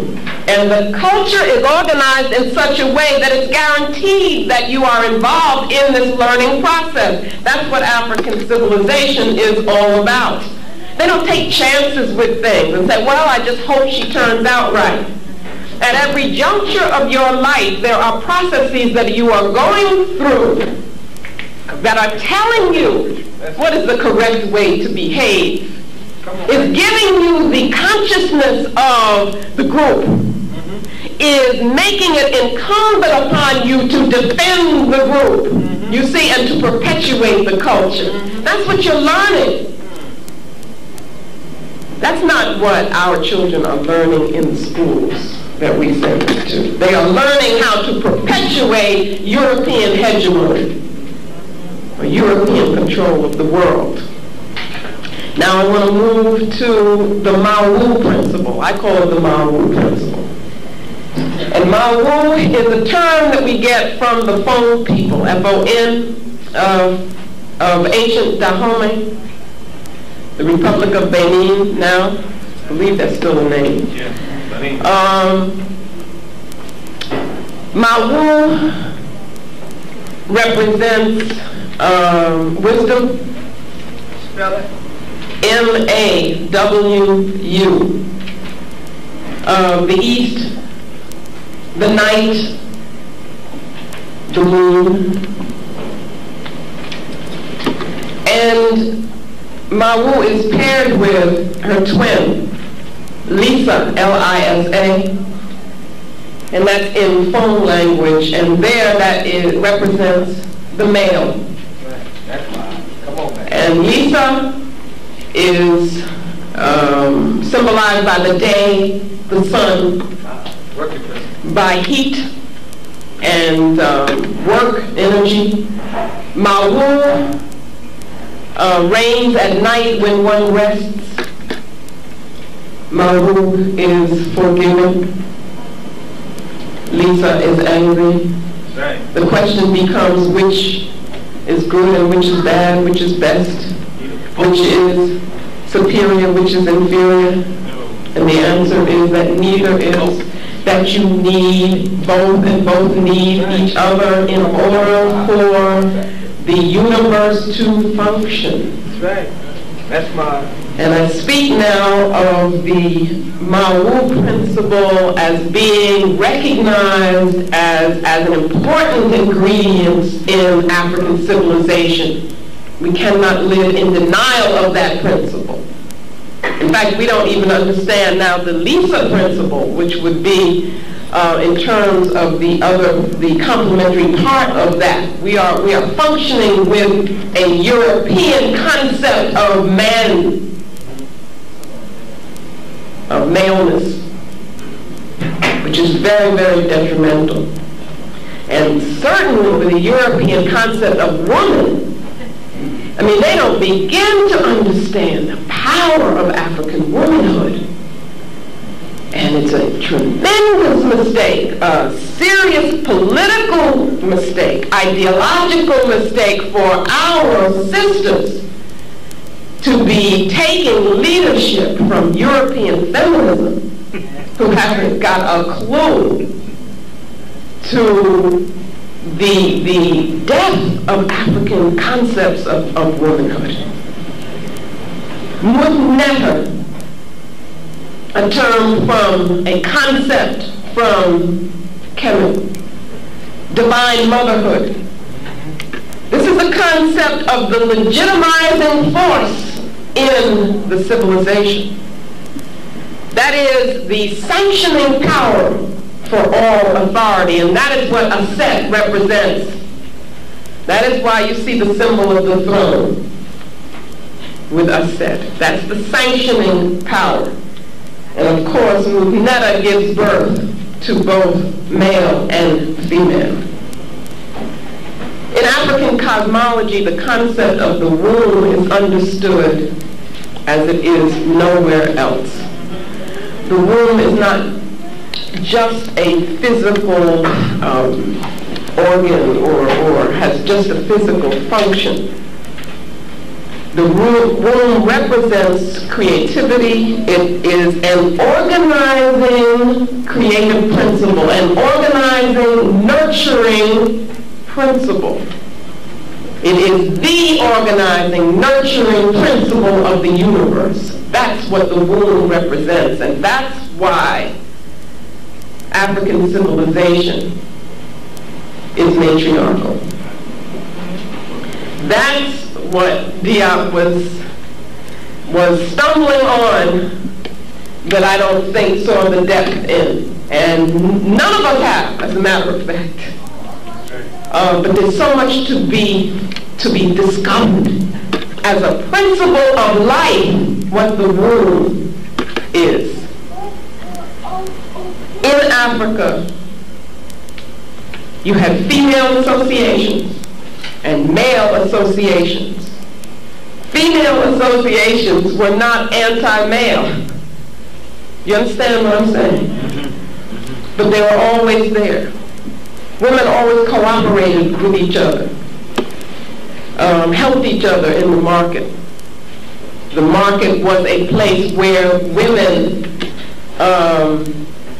were active, where women controlled. This model, though, of the female association and the male association comes from the idea of complementarity and what we call appositional unity. Not oppositional, but appositional. Appositional refers to a pair of things, two things that relate to each other in such a way that each is incomplete without the other, and that both are necessary for the whole. So this concept of appositional unity is one that we need to use in the paradigm that we would use to reconstruct and to rebuild. So that women, in terms of African civilization, were active participants. Girls then must be taught to be responsible. They're taught to be mothers. They're taught to be warriors. They're taught to make decisions. And they are taught to teach. That's a very important point. Young girls are taught to teach because the mother is understood to be the teacher of the young. You've got to think about how powerful this model becomes once we realize it, once we cleanse ourselves of European concepts.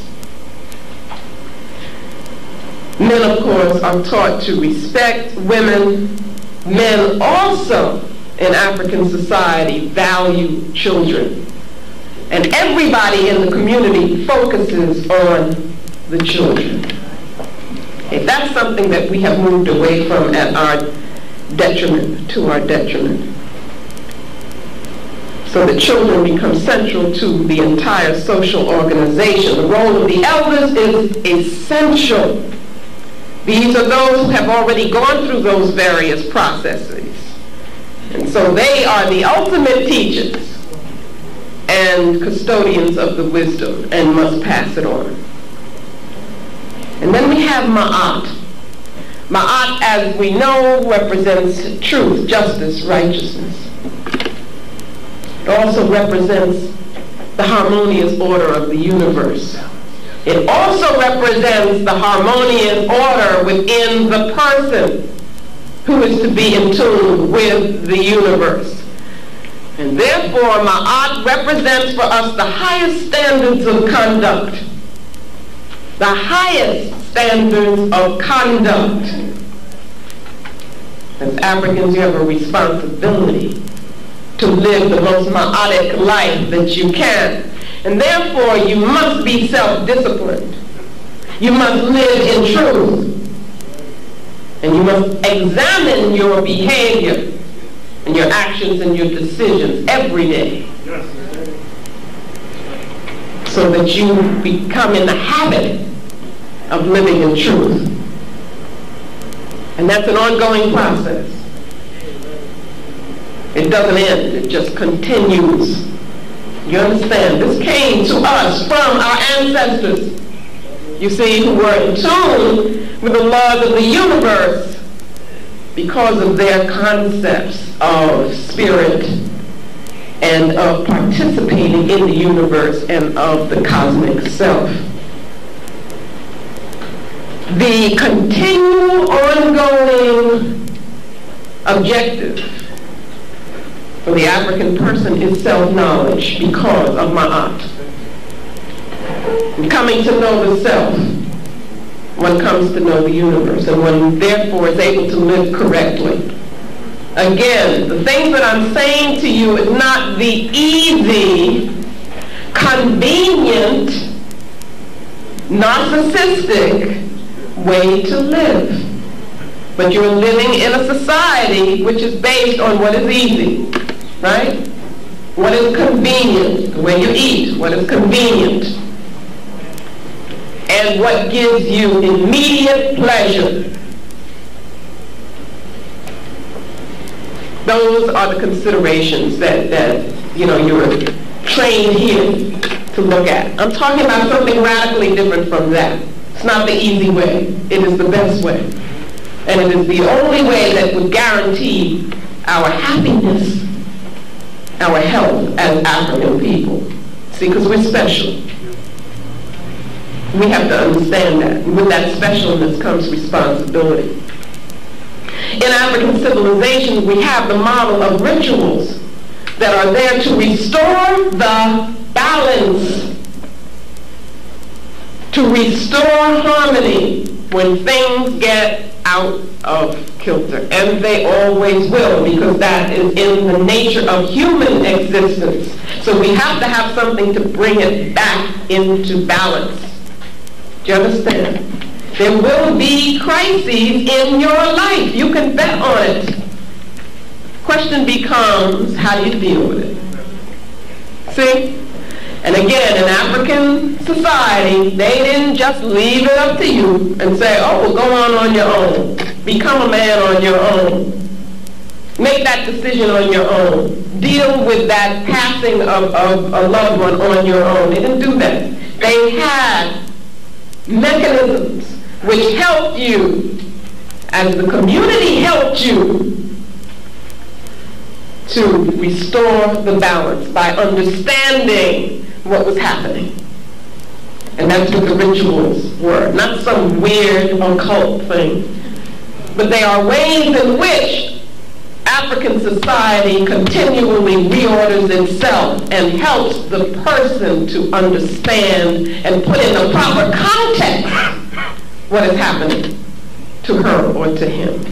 That's what rituals are for. Rituals, there are rituals to resolve conflict. You see, and that's one of our biggest problems right now.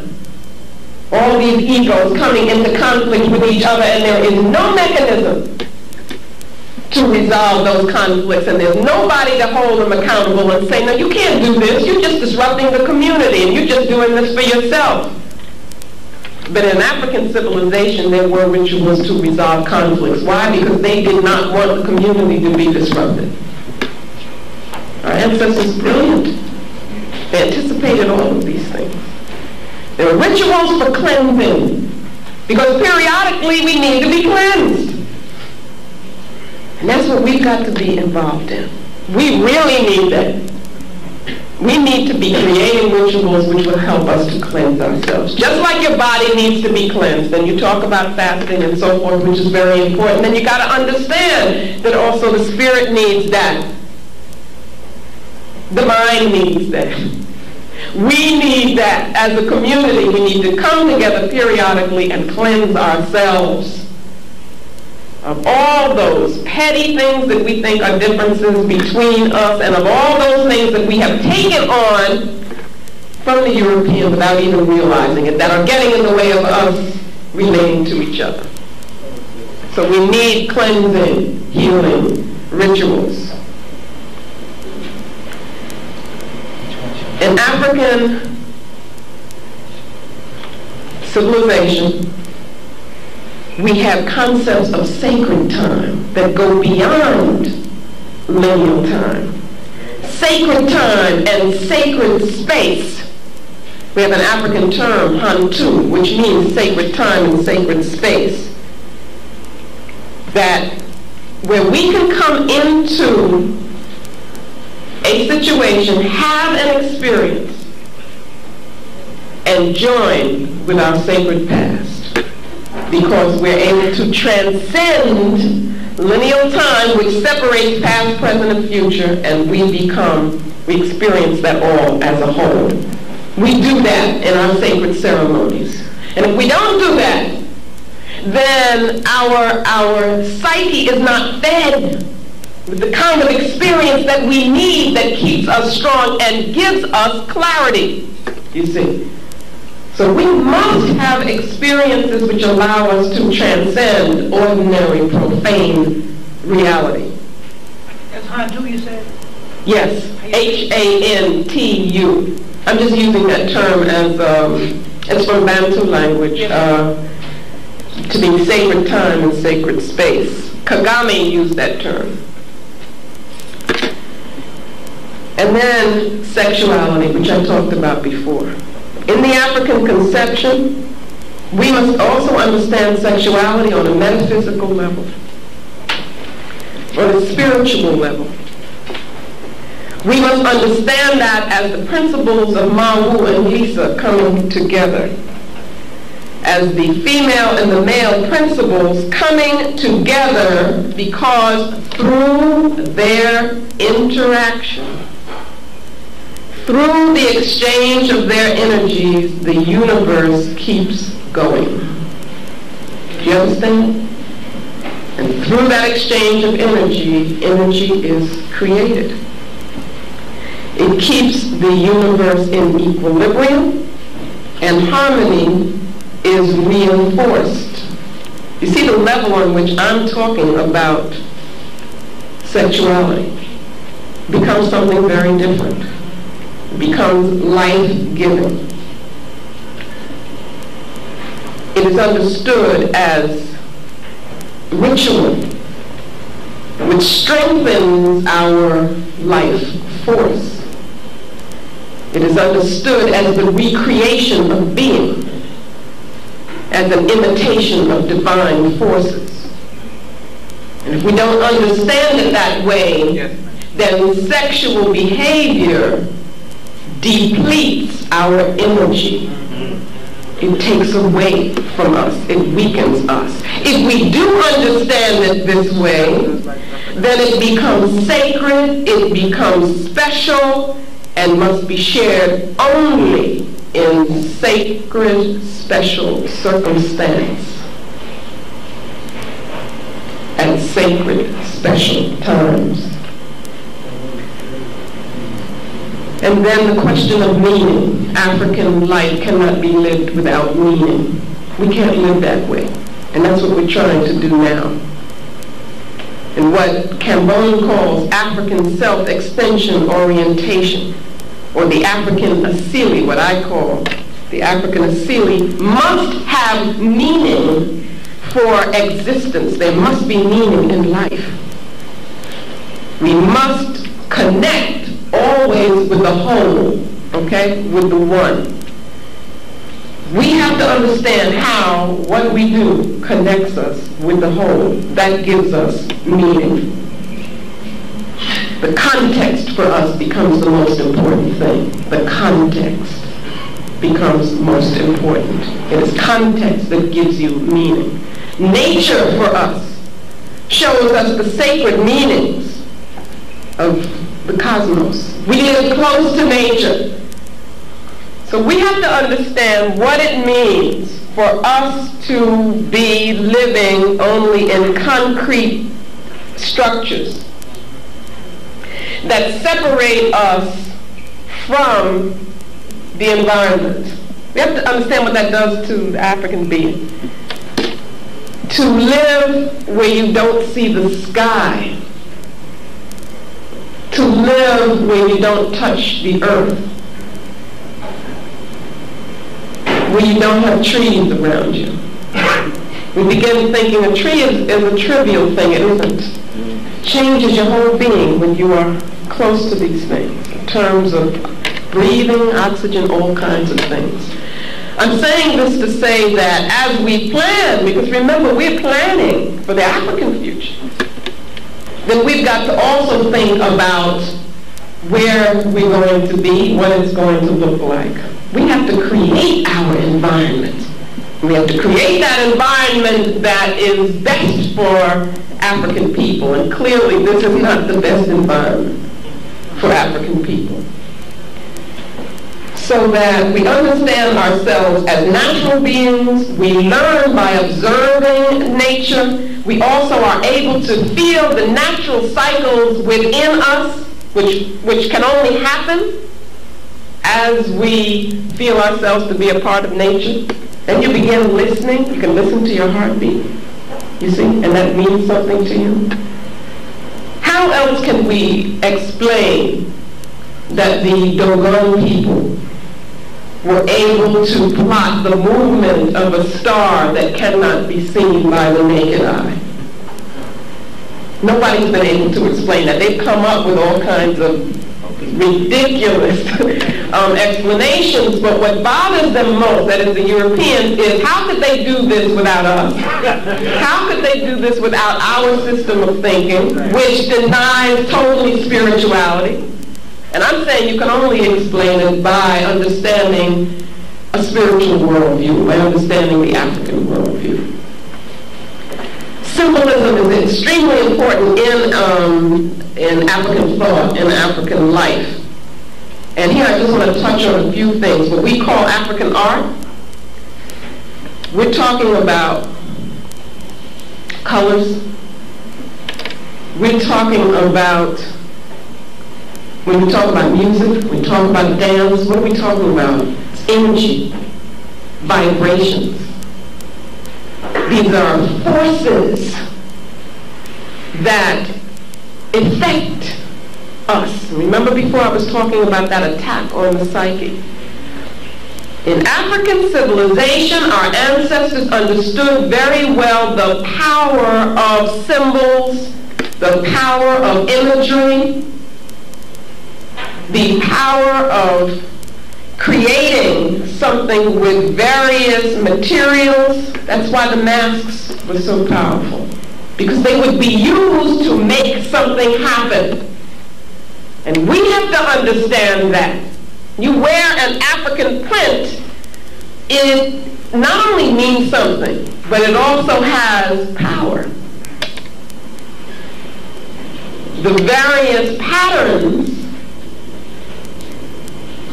make rhythms. And rhythm is the key to the universe for the African mind, for the African being. Patterns are rhythms. The alternation of colors is rhythm. It's no accident that we all got rhythm. It's because we understand the nature of the universe. And that brings us in tune with the universe, is through our rhythm. You want to learn anything? Figure out the rhythm. Get the rhythm. And you can learn anything. And by that I mean also the pattern. This pattern is rhythm. And then our civilizations were based on a moral order, based on ma'at, so that our cultural values were spiritually sanctioned, and spirituality is culturally sanctioned for us. So it's not like you have a choice whether or not you want to be spiritual. They all come together. Science in the African conception. This is really something that we must retrieve. Science is the organization of knowledge, but it is the organization of knowledge sacredly based. It is the application of knowledge that has been collectively acquired. It is systematic, it must be useful, but for African people, it is the synthesis of cosmic awareness, which leads to intuitive grasp of the empirical, of phenomena, and of the universal whole. So that becomes the scientific objective among African people. Initiation is the learning process. It is the emphasis here on process. What is initiation? It is a way of learning, a method of learning, where the person must commit herself or himself to what it is that she is learning. You can't just go to a class and sit there and take notes, and you don't know the people around you, you don't know the teacher and so forth, and after a few months then you get a grade and you think you've learned something. Not in this concept. In this concept, you are learning the self as you learn the universe, which means that you are learning in a holistic way. That you, through your commitment, through this process of initiation, you are internalizing the knowledge that you are getting. That's when that information becomes knowledge. It's through that internalization. And that's why you hear about initiation processes and stages in African civilization, because it's the process that is important. It's the way in which you are learning that affects you deeply. Not just something off the top of your head. In the European conception, you can have a person who goes through all of their schools, reaches their highest levels, becomes a quote-unquote scientist, and then is a moral idiot. Do you understand?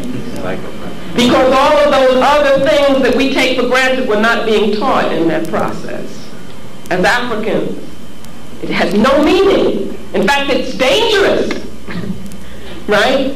If you aren't learning yourself at the same time, you're not getting knowledge of self. If you are not having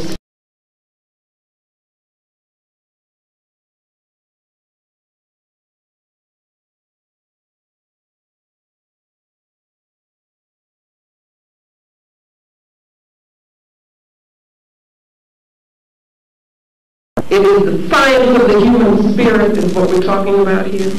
So that, for instance, among the Akan people, you have the concept of Okra, which is that aspect of the spirit that comes directly from the creative principle. You have the Utoro, which is that aspect of the spirit that comes from the male principle. You have the Moja, which comes directly from the female, and also accounts for how a group, a family is organized. And then you have the Sumsum, which accounts for the uniqueness, for the unique personality of that human being. All of these together is what makes up the human being. I mean, obviously here we have the basis of a science of the human spirit, an understanding of the human spirit. These are the models that we have to begin looking at in a very serious way. We're going to reconstruct our nation. In the African conception, spirit and matter are joined. Spirit and matter are joined. Spirit is energy. Matter is the form that that energy takes. Spirit is consistent. The material form will change. Right now you are in a particular material form, but then spirit is eternal, you see. Matter is the manifestation of spirit in the African understanding. Spirit is the force. And so the Orisha, the Abasun, which is a Twi word, the Egun, which is, those are the ancestors in Yoruba language, the Nsamanfo, which are the ancestors in Twi language, they are manifestations of spirit. They are the form that spirit takes at a particular time. Shango is a form that spirit takes at a particular time in a particular circumstance for a particular reason. So we have to understand that. And in coming to understand that, we are learning physics as we learn metaphysics. Do you see how much there is in the knowledge of African civilization? The quality of human life has supreme value in African civilization. It is human-oriented. The idea is that human beings need each other. Again, umuntu, ungumuntu, ungabantu. That I am nothing without you. Do you see? And so, I think one of the things that we come to understand that we do run from as we run into these non-African religions is that we are, as African people, are human manifestations of sacred, of divine principles. Again, as African people, we're very special. We are the human manifestation of divine cosmic principles.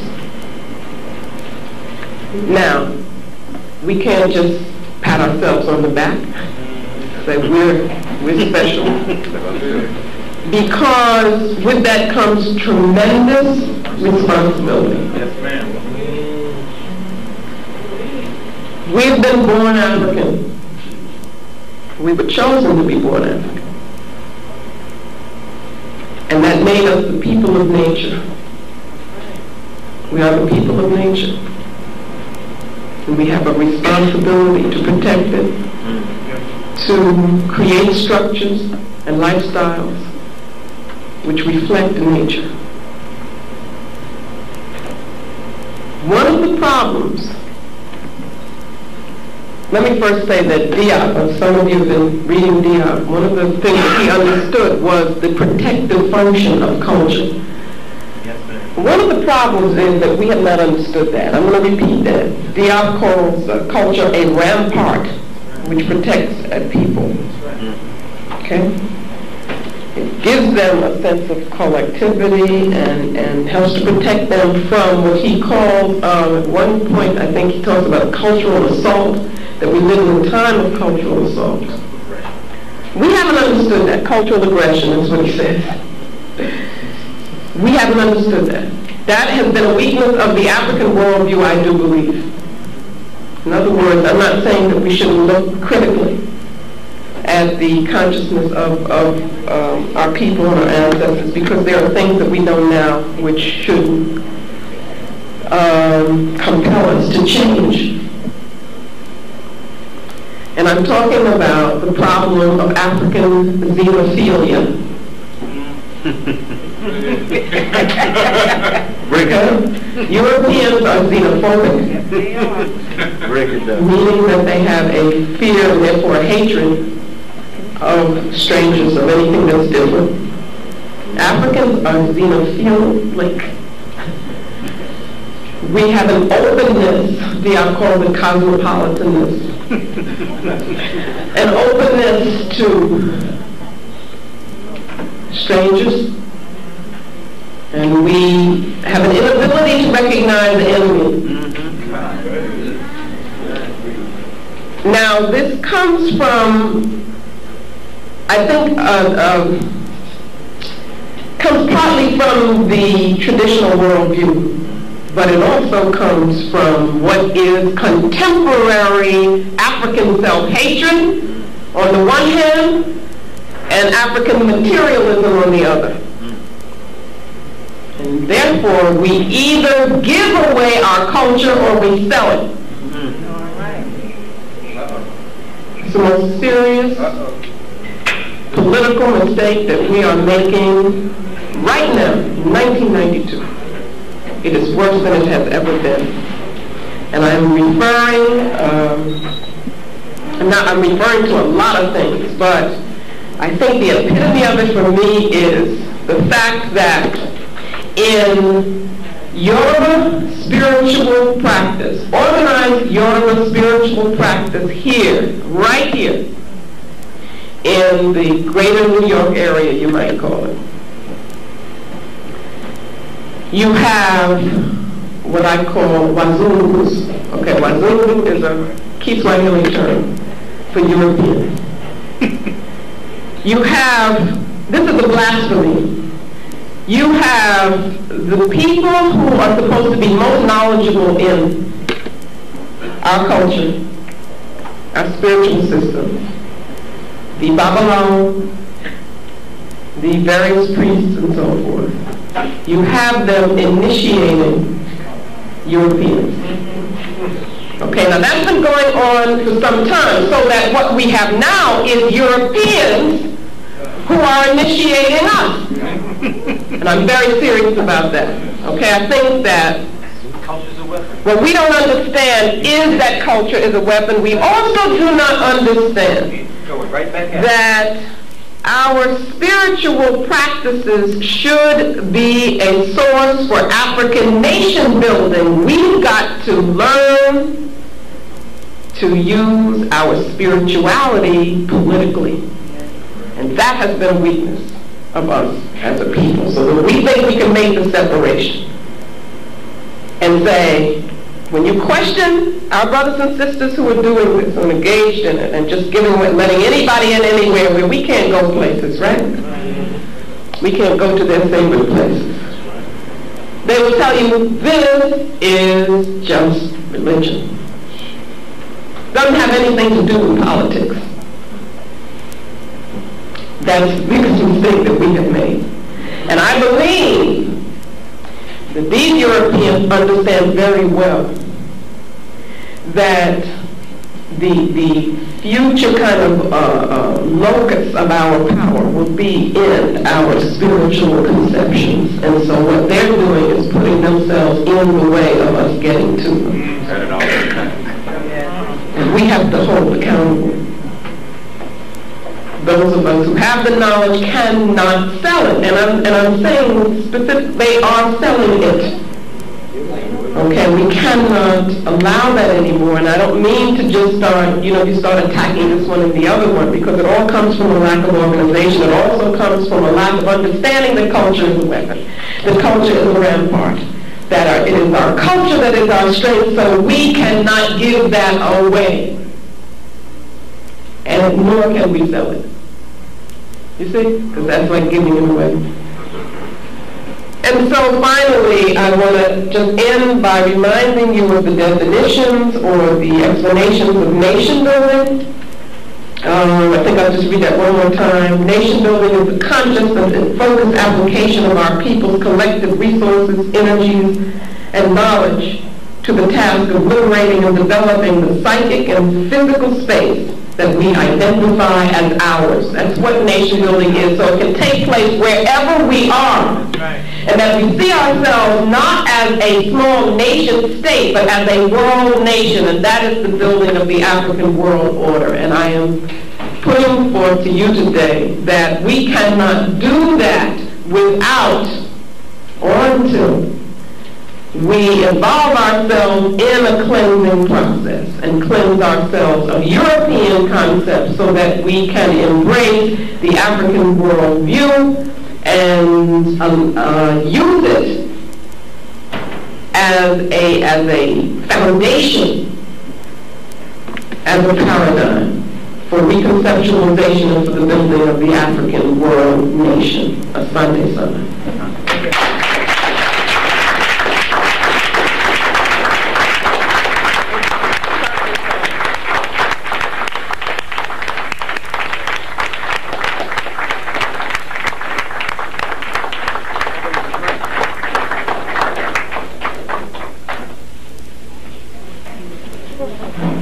First of all, I wish to say Asante San to the sister.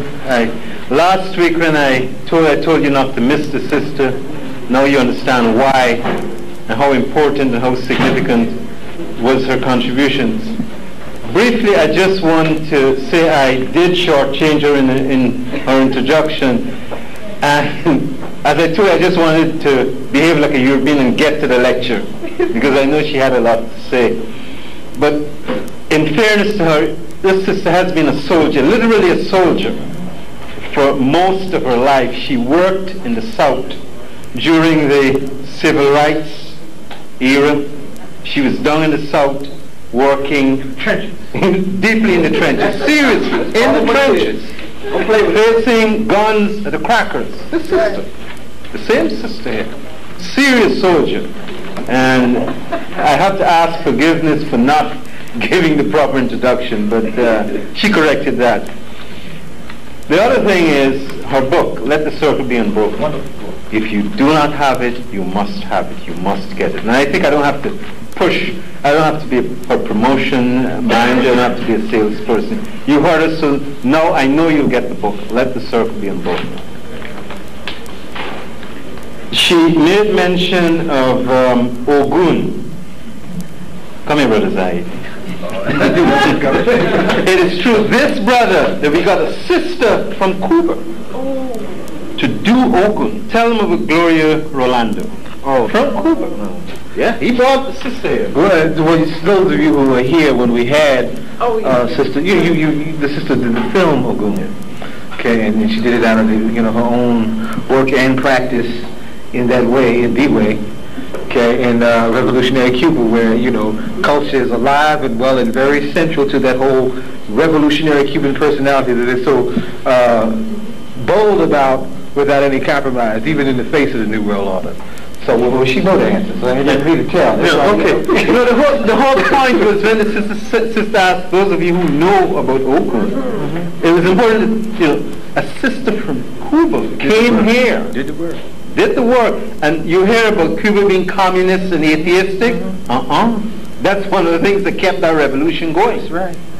Whether you know it or not. And you saw, those of you who saw the movie, you saw that. So there is a African spiritual basis for that revolution, and that is one of the things that was shown here, the African spirituality. So irrespective of what they tell you about Castro, how you feel about Castro and the propaganda, Castro is nobody's fool. That's right. That's right. Castro knows where to tap into. Okay. He knows. That's why he's still here. Gorbachev is gone. Bush is gone. And all that is gone. Fidel is still there. That is a clown. That's right. That's right. Okay. They're all gone. All them folks. Fidel is still there. And they have Cuba by their throat. Long gone. Long gone. And it's important you understand the significance of what the sister said here today. The other person she made reference to was also here, our brother Cambon. You may know him as Joe Baldwin. He was here, right here. Right here, this summer. Right here, this summer. So you see the connectiveness of all that she said. And what she did was just wrap it up, tie it up, synthesize it. You see the kind of teacher she is. And as I said, I'm sure that you will leave here a little different than you came in this afternoon. The sister is indeed a teacher that affects eternity. Can you imagine being in her class? Can you imagine coming out of her class after 3 months? Can we bring her here on Saturday? No. She has enough. I mean, she will kill me. Literally kill me. The sister don't play. I think you get that kind of feeling. And in fact, if you notice our new flyer, it is directly attributed to her because she's been holding our feet to the fire. And if my son was around, I would have tightened him up, because the most important symbol of the flyer was left, and that is a call to arms. That's right. That's right. And this sister is instrumental in that message, a call to arms. Bottom line, that's where we're going. Next week, the other sister will come here, and as you can see, we've lined up the warrior sisters. That's right. She set the tone. About 92. Because after a while, the sisters have, the brothers just fall on the job. The sisters have to come forward. All you have to do is run and say, no, okay, sisters, we recognize our responsibility. We know what has to be done. Thank you. And we take it from that level. But the sisters are now taking the lead up front. So next week we'll be having Baina Bello, sister from IT. The following week we'll be having Sophia Bukari Austin, and this time I'll get it right. Prisoner of war from the Black Liberation Army. Serious. Heading up the work around Mumia. Heading up the work around free. We have to get this brother free. And I'm sure that Zaid told you, it's on Wednesday? Yes. Wednesday. Make sure you get in touch with Zaid, 622-2505. Yeah. For information, 622. Flyers are out. There's some in the back. Okay, flyers in the back. They're moving in Philadelphia because Shut it down. you have to get this brother out. This brother is indeed a political prisoner, and he will not be sacrificed. I mean, you see all these murderers walking free. I'm just stretching the time out so the sister can have another 5 minutes.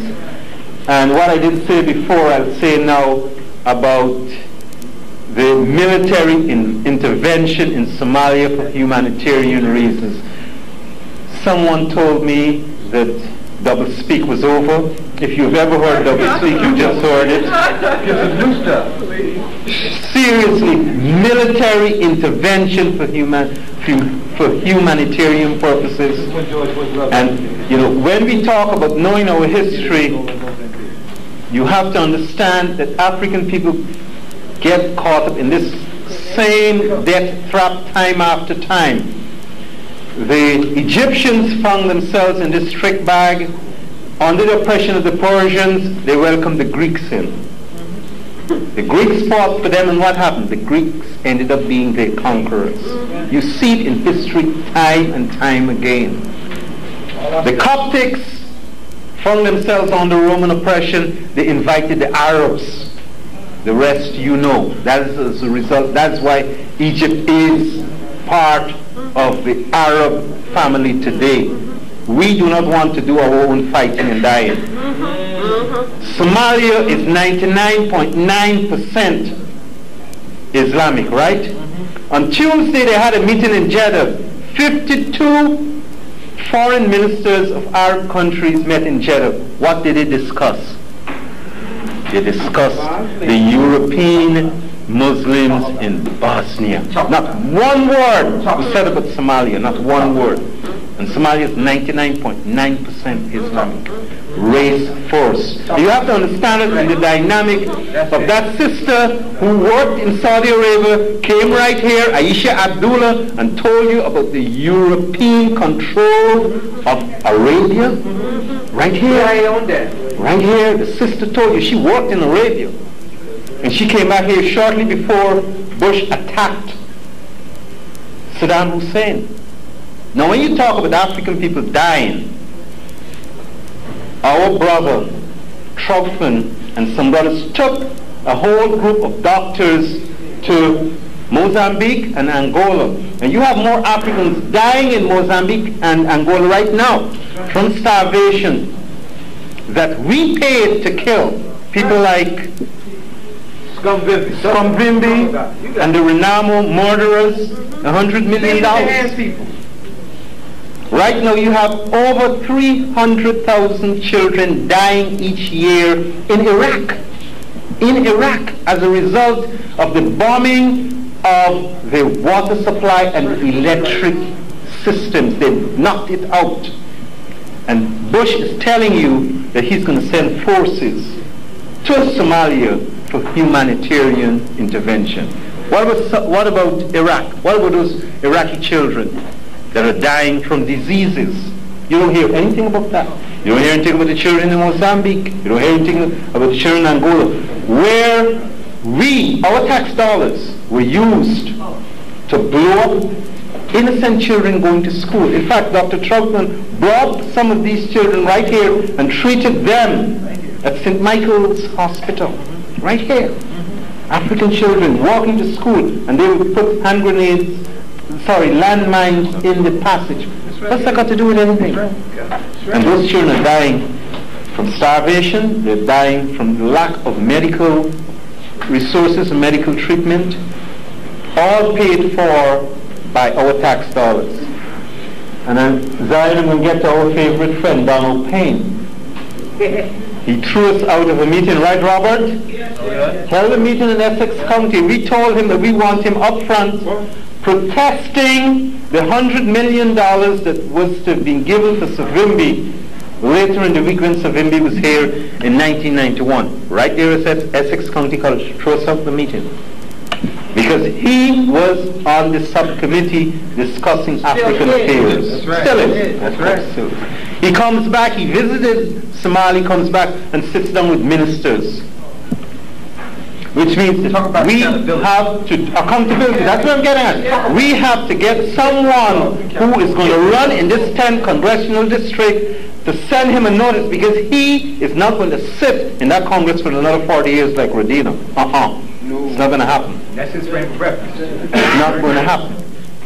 He's not going to sit on our backs for 40 years if he's not going to take certain stands. So, so the Somali people are welcoming American troops. People are out of their minds. When the Haitian sister come here next week, she'll tell you what American troops have done in Haiti for the period of time they were there. And it is as a result of that that Haiti is so messed up today. They invaded Haiti about twice within this century, Nicaragua 3 times. And you know, we always say, do you know that there was an American who was president in Nicaragua? A man by the name of Walker? That's right. Serious? Damn cowboy. Serious? That's right. And America was president of Nicaragua. Right. Humanitarian intervention. They wanted to build that canal. Initially, they wanted to run the canal through Nicaragua. And the same Morgan family sent this bandit into Nicaragua. But the people in Nicaragua caught themselves and drove him out. And in that context, you have to understand why they got rid of Noriega. Noriega was their man. He was running their drugs. He was on their payroll. And they went in there and took him out, didn't they? That's right. They went in there and took him out. And that's who you're dealing with. And this is the spiritual side of where we have to come to grips with reciprocity on one hand, and what the Haitian brothers dealt with, vindication. And that is where that connection with the ancestors come in, because we have to vindicate our ancestors for everything that they've done for us, and that's our responsibility. That's right. That's part of their accountability. That's right. It's part of their accountability. Serious. As Dr. Ben said, summing up, if you do not know your African history, you end up loving your enemies and hating your friends. Bottom line. You ready, sis? Yeah. Question answer. You ready? We ready over here? Okay, sisters and brothers, We ready over here? No our problem. sister Marimba says that she's ready. Let's welcome her back for your questions.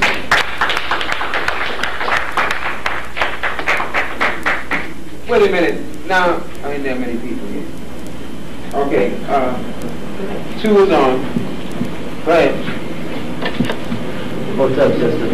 Again, I've had a chance to sit at your feet and gather the pearls from your lips.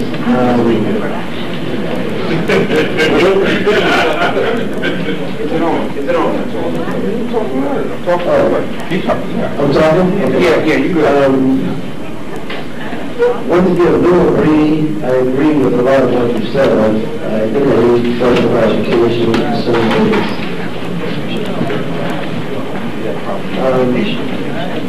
First of all, Keep talking. Okay. You got to Okay. You talked about consensus and how it differs in terms of majoritarian politics. Could you give further clarification in terms of consensus and the difference it has from majoritarian politics? No, I was talking about how we organize ourselves. That when we have a group, which is, we should think of as family, that's what our organizations should be, that we should think about how we organize ourselves. That is one of the structures and the mechanisms within the organization that we use to relate to each other. And one of those things is the decision-making process. For instance, you'll get, never forget this meeting I went to where people were, they're talking about issues and all of a sudden somebody brings in what they call Robert's Rules of Order. I don't know if you know what that is, but that, power of attorney. That's a system, if anybody looks at it, that is meant to get in the way of dealing with issues. It's meant to get in the way of communication. But what happens to us is we think that it makes us special to know it. So then you get the people who are the experts at, these rules, and they start talking about, motions, and there's a counter motion, and second motion, and I have the floor, and so forth and so on. And I have seen meetings totally disrupted by the use of that. So you have to think, do we have to use these kinds of structures? Can we organize ourselves the way in which we relate to each other? And I was saying that I've been looking at a group of people in Nigeria who are extremely well organized, and that whenever they come together, their objective is to let people talk who want to talk to the issue, and then to try to come to a consensus of what is the feeling of the group. So in essence, what you're saying is that people should become more enlightened in terms of the environment among them. So people who do have the bolder voice, and they start talking, they're going to go ahead and hold them more accountable in terms of their views and opinions. Okay, that was another issue that I was talking about. That was a different issue. In terms of consensus, whether you have consensus or you vote, what I'm trying to do is to sensitize us to understanding that there isn't just one way of doing things, and that there are other ways that have been used in African civilizations and societies because they had other purposes. The purpose was not to have meetings of competing individuals or that kind of thing. That's one thing I'm saying. The other issue I raised was that what we consider to be leaders are very often people who are really soothing their own egos, and the way they do that is by speaking before large groups of people, and getting those people to relate to them as opposed to relating to whatever it is we're supposed to be doing as a group. That's what I was talking about. The final question is, in terms of, you made a very important point you made a very important point in terms of us getting in tune with ourselves, in tune with nature, and understanding our relationship with the universe, what you call the circle. I'm not really familiar with the paradigm, but how do we really cleanse ourselves? Because I mean, though a lot of us know that we should cleanse, really, in a roundabout way of saying, like, sometimes, we're guilty of wearing the clothes of Africa, the hairstyles, and so on and so forth, but yet we don't internalize what we're really supposed to do. Exactly. We can go ahead and give the rhetoric. Exactly. How do we really cleanse ourselves so we can be true? So when a person looks into another person's eyes, they can tell that that person's being cleansed. That comes from spiritual process. That comes from, you can't say, well, I'm going to, tomorrow, I'll be Africanized or re-Africanized because I bought my African dress. It comes from hard, committed work. And that's what we all have to be prepared to do, wherever we're at. Not just the youth and talking about rites of passage now, which themselves can become shells. But we, at whatever level we're at, whatever age we're at, we should all be involved in some kind of collective spiritual process which helps us to ask the right questions about ourselves. Take assessment of how we live, what we do, what are our priorities, what's in our house, what's around us, what pictures are up, what do we look at, how much time do we spend watching television. You see, because if you spend a lot of time watching soap operas, it's not just that is, we could say that's incorrect behavior. It's not that simple. It's that it is a manifestation of something that's going on in here that's not right. See what I'm saying? And if it was right and you were at peace, you wouldn't need that. So that's what I'm talking about. A lot of hard work. Yeah. Yes, thank you, sister. Nice to see you again. I was speaking with sisters from the motherland recently, and the topic of fluidectomy and mutilation came up. You're smiling. I knew it was going to come up. I was asking the question because they were at odds with each other about it. These sisters were at odds with each other. Could you speak to that, please? And do you mind if I sit down my language? No, I can only speak to it in a very perfunctory manner, only because it's a very complex issue, and one of the problems that I have is the way that it's being dealt with, which is much too simplistically. And so I wouldn't want to do the same thing. Let me say that I've kind of laid the groundwork for what you have to do whenever you want to understand something that is done in terms of African civilization. You've got to look for the cosmological reasons, the spiritual reasons, the spiritual concepts that were behind it. Okay, that's one thing. So without me going into all of that, people who want to pursue this on their own, they can do that. They can say, okay, now we look at this spiritual concept of the universe, how would that fit in? He's talking about processes that African women would go through as a part of becoming women, right? So that's one thing. There's another thing that I said that people should use, and that is, we talked about the matriarchal, quote-unquote matriarchal, nature of African civilization. Every place you look, that's what you see, except where Islam is strong. Okay? You understand that? So that if we look at those societies, we're not looking at classical or traditional African societies.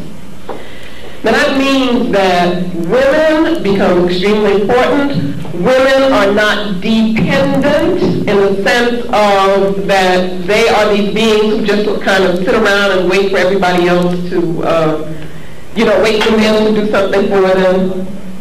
They are agriculturalists, they are food producers, they control the markets, and so forth. And in many societies, what you would find is that where you would have a male leader, you have the complementary female leader, like the Asambahini and the Asambahima. You have the Iyalode among the Yoruba people. So this is a common model because men and women are not the same. They are different, and that difference is complementary. So you have your male structures, or associations, and you have your female associations. Now, within that context, if you take something, for instance, like the Sunday Society, among the women of the Mende-speaking women and other groups, a huge traditional society which is thriving in contemporary times. This is a society which, the purpose of which is to help women understand their power as women, to train them in all kinds of skills and train them for political leadership. This is a society which also takes responsibility for bringing young girls into adulthood. Okay? Now, does it make sense that such a society would involve itself in practices which would be oppressive to women? To me, it doesn't make sense. Okay? Those are two things that I want you to think about when you think about this whole, discussion and controversy. But there's a third thing. And this is where I will not be able to get explicit. I could do that, in a smaller group. But one of the things that happens in Alice Walker's book, and I have not read it, but I've been dealing with this issue for years, and it's always done in the same way, is that there are practices which are Arab practices, which you find in many Islamic communities, societies, which are controlled by men, therefore the purposes of male domination of women. And they involve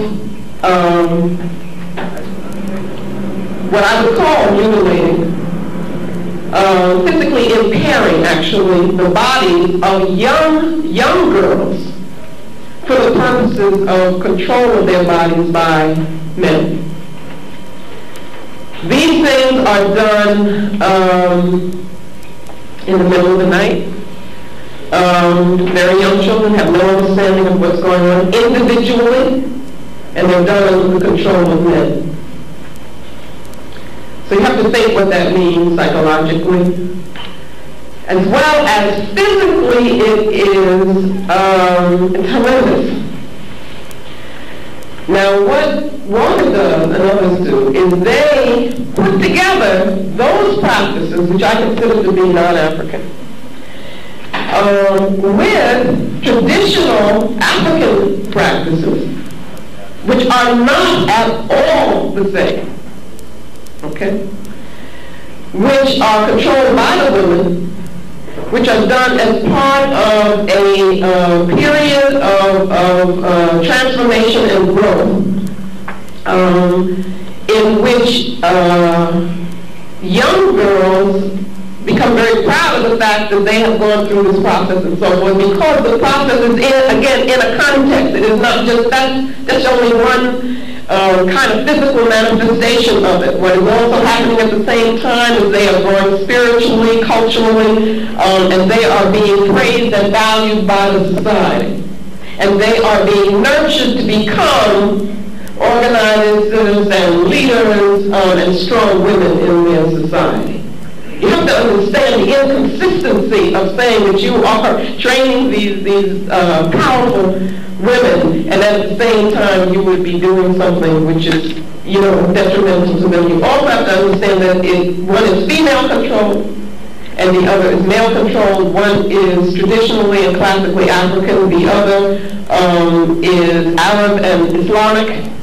And they are two totally different physical things. Totally different.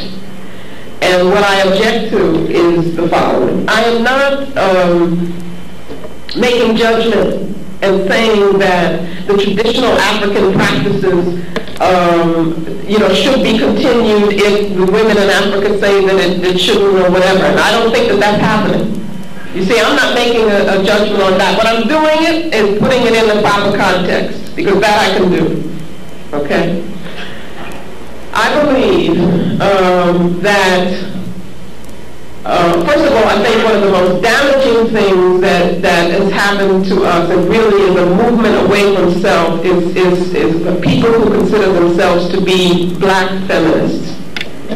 Because I don't see how that can be defined without it becoming anti-male. I define myself as a Pan-Africanist. And my appreciation of female power fits very comfortably within my Africanness and my commitment to Africa and race first. But I don't believe that's the case with people who are considering themselves to be the feminists or the womanists or whatever they want to call themselves. Now, with the Europeans, I know what their motives are. Their motives, again, are control. And they have always seen, they will tell you that women are oppressed in Africa, that, they only do is work, and they're not valued, and so forth and so on. These are also the women who do not see much value in having children. These are also the women who see their bodies as being prisons. That's not the way African women see their bodies. So that I believe what's happening now is that this whole hysteria around this particular issue that you have raised is being used as a justification for mainly European women going into Africa and saying, we will lead you.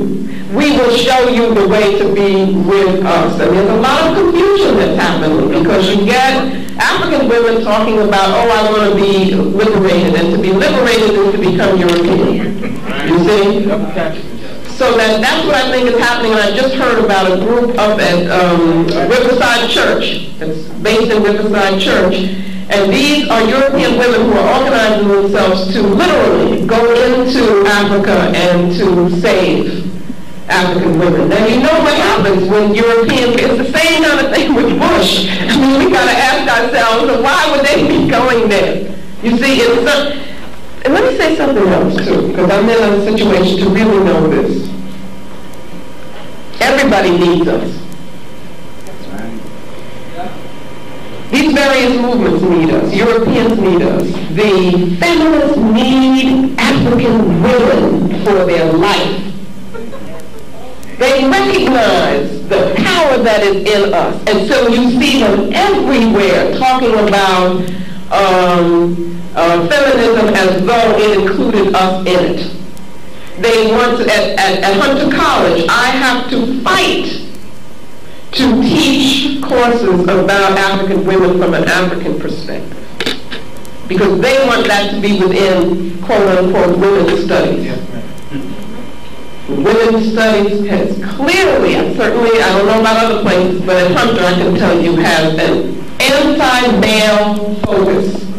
And I refuse to cooperate with anything like that. And our people get in these courses not knowing what they're getting into, and they're very angry. You understand? But they are bankrupt without us, so that they are always attempting to seduce us in various ways. And this is the latest way in which they are attempting to seduce us. And what Alice Walker has done, I believe, in this particular book, feeds into that kind of move on African people. If you're really concerned about us, then there are ways to deal with them. Then you engage sisters and brothers in discussions and critical analysis and critique of some of the ways in which we're treating each other. That's what you do. But you don't write a book which you can say is fiction, you know, but people are taking as quote-unquote fact, and which then Europeans can use as an excuse to abuse our people and attack our traditional concepts. You know, that's not the way you do it. Well, what she knows is you see, I don't want to focus on her just as an individual. I don't want to do that. I want to show us what we have to do. Again, if the individual is a person without context, and what happens is if your context is writing novels, you understand? No matter how brilliant you may be at writing, but if that's your whole context, and being appreciated by whom? Who's appreciating all of that? If that's your context, you see, then that means you have no other reason for doing what you're doing. That's the problem. That's what you're relating to. So you pick something here, you pick something there, and you say, well, these are real issues. And I just want to write about a real issue. You know, we don't just pick things that we write about. It's got to be within a plan if it's for our people. Right. So what was the purpose of her doing that? Saving Africa? I could think of a whole lot of other things that one would devote oneself to in a public way, as she did. You see, if that's what you wanted to do, was to save Africa. So again, it's not that I'm attacking the system. What I'm doing is attacking a system that we get caught up in, and again it becomes ego. Because what the ego is what am I saying? Is stroked. Hey, you've got a book. The book is popular. That's you. The focus is on you. You see what I'm saying? Where's the accountability? I'm just reminded for some reason of this the thing by Rusty, which, yeah, the only reason that I think that that's so interesting is here's this person who obviously didn't have commitments, you know, to Islam, but had been raised partly connected to it, who felt he could, you know, write about whatever he wanted to do. Well, there are other people who felt so strongly about their thing. That's right. They said, buddy, you don't do that to this. That man that broke up his family, he had to hide, he can't see his children, he's scared. He said, I'll do anything if you'll just forgive me. And all I'm saying is what it shows is that accountability. It shows how sacredly you take certain things. And I believe that the critique of Africa has to be done by African-centered people. That's what I'm saying, and not in a European press or to make money with a European book. And that's a very irresponsible thing to do, is how I believe. Okay? Don't make us money. No, absolutely not. Absolutely not. I mean, the system is a beautiful system, but she hasn't been grounded in the things that we're talking about. Yes. Yes, that's what happens. That we're scattered without that base to pull us in, to anchor us in. Okay, so that's what's happening to our women. What's that? Thanks for sharing knowledge with Little line. Oh, sorry. Thanks for sharing knowledge with my question is on the concept of hierarchy as another human being on a different level. Tell me what this means as far as being born into the lineage of a pharaoh or a chief, because to me that seems like, you know, Now this sister is, she's thinking, all right? That's what I like, because that's what you remind me of my students. And I encourage that kind of thinking and questioning. There's a sense in which I'm being critical of that. Do you understand? Among the Ashanti people, there is the royal lineage. And it was from that lineage that the Swahili would come. Couldn't come from another Alasua, we call it. Okay? Now the explanation for that, if you look at Chancellor Williams, is that that particular line is considered to have been directly descended from the first people who founded the society. Okay, that's what he says. He says that's what the royal lineage is. You also have to understand the concept of leadership, where the leader, he says leaders, not rulers, that the leader must make decisions that are in agreement with what the people feel, and the elders tell them it's okay, otherwise they will be put out, okay? But there is a brilliant work, 2,000 Seasons. Thank you. By Igwe Oma, who is raising the hard questions, and the healers by Igwe Oma.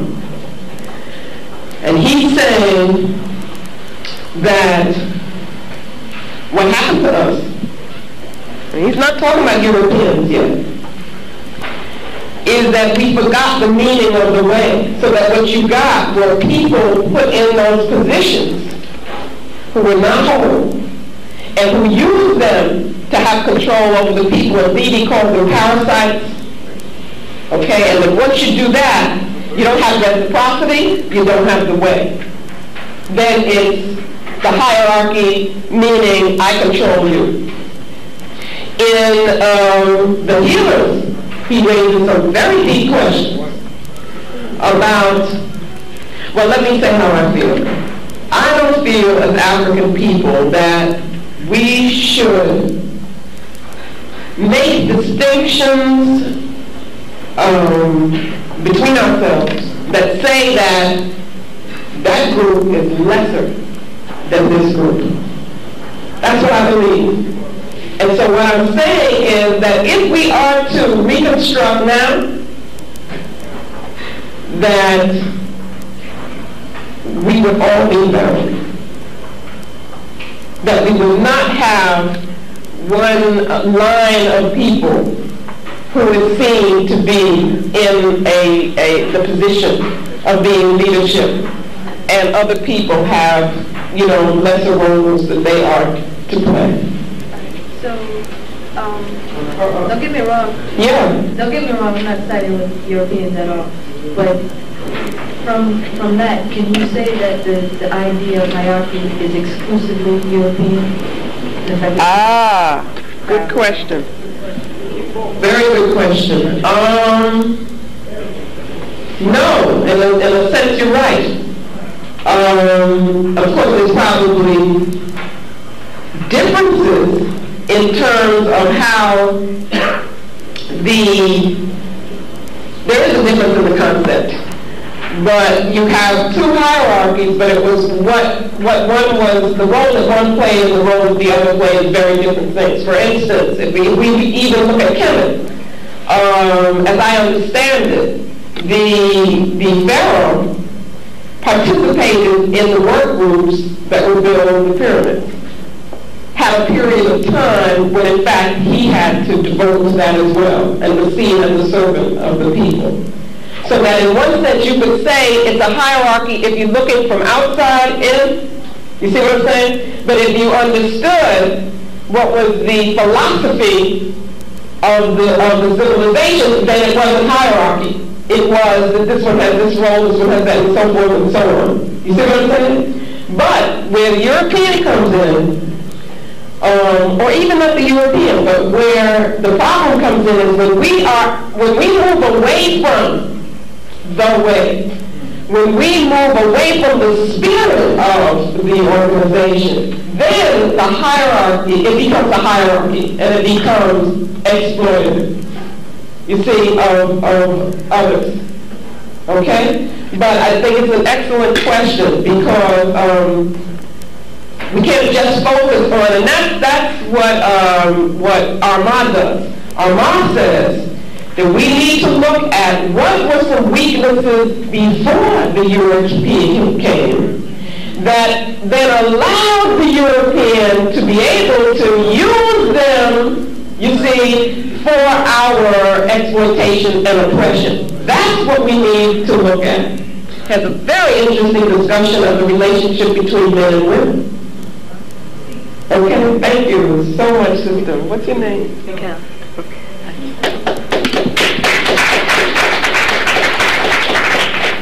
Sister, your lesson tonight was very informative. And when you were saying about that we needed to be cleansed, what I'm going to say is a question and also a statement. I lived in Ghana for 11.5 years. And after I was there for about 2 years, I got friendly with all the neighbors there. And one day, Mrs. Wade and I, we met a neighbor, and he said that the town has gotten to be quite a town since you white people came. And I was sort of insulted that he said that. I'm thinking African man coming home. So I said, what do you mean by saying that I'm a white man? And he was maybe lighter than I was. So he says, oh no, I don't mean the color. He said, you spend all your days with the white man. And you have the white man's ways.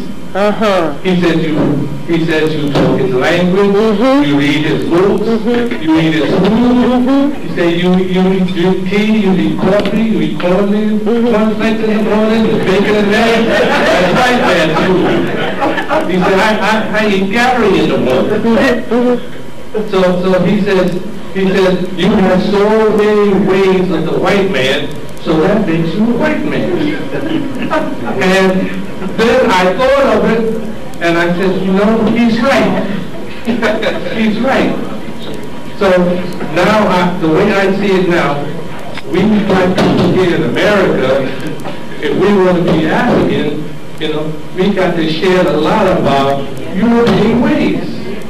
Because another man said to me, he says, you want to be an African? He says, I'll tell you what. He says, every African belongs to a tribe. He says, what tribe are you going to belong to? So he says, now I'll tell you what you do. You do everything you can do to help the country. Respect our customs and our way of life. He says, then we say to you, you are an African brother who has come home. And it worked out that way. That later on, they introduce me and they say, oh, this is our African brother, African-American brother who come home to help us. And he's more than a brother. And I got along very well that way.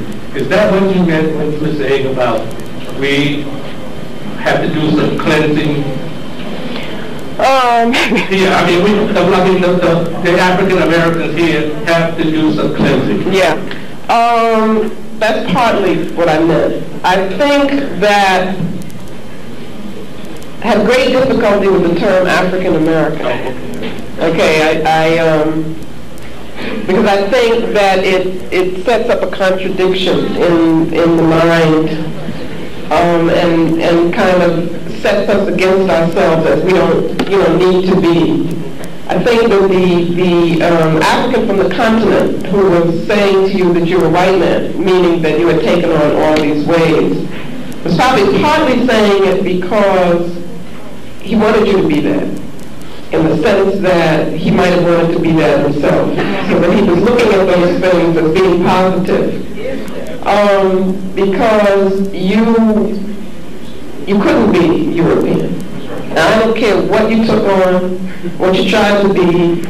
I don't care if you married a white woman. You still can't be a European. And so what that does is that it means that all of these things that we take on, and the more that we do it, that it makes us more and more and more pathological. That it is a sickness and illness for us to try to be other than what we are naturally.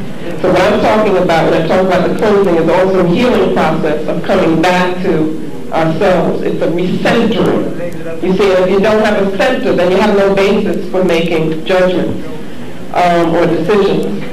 And what we've been doing is making other people's decisions, or thinking that we've been making decisions that's really acting as other people have been manipulating us, to act.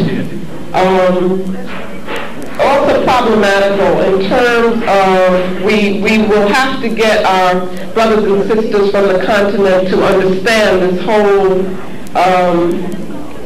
issue of what, it's so ironic to me that Africans on the continent use the term tribe. It's not an African term. And in the European context, it is a derogatory term. They don't talk about European tribes. They talk about European nations. And because of the conditions under which we learn the language, colonial conditions, then we accept these terms and then we start saying, I'm from this tribe, I'm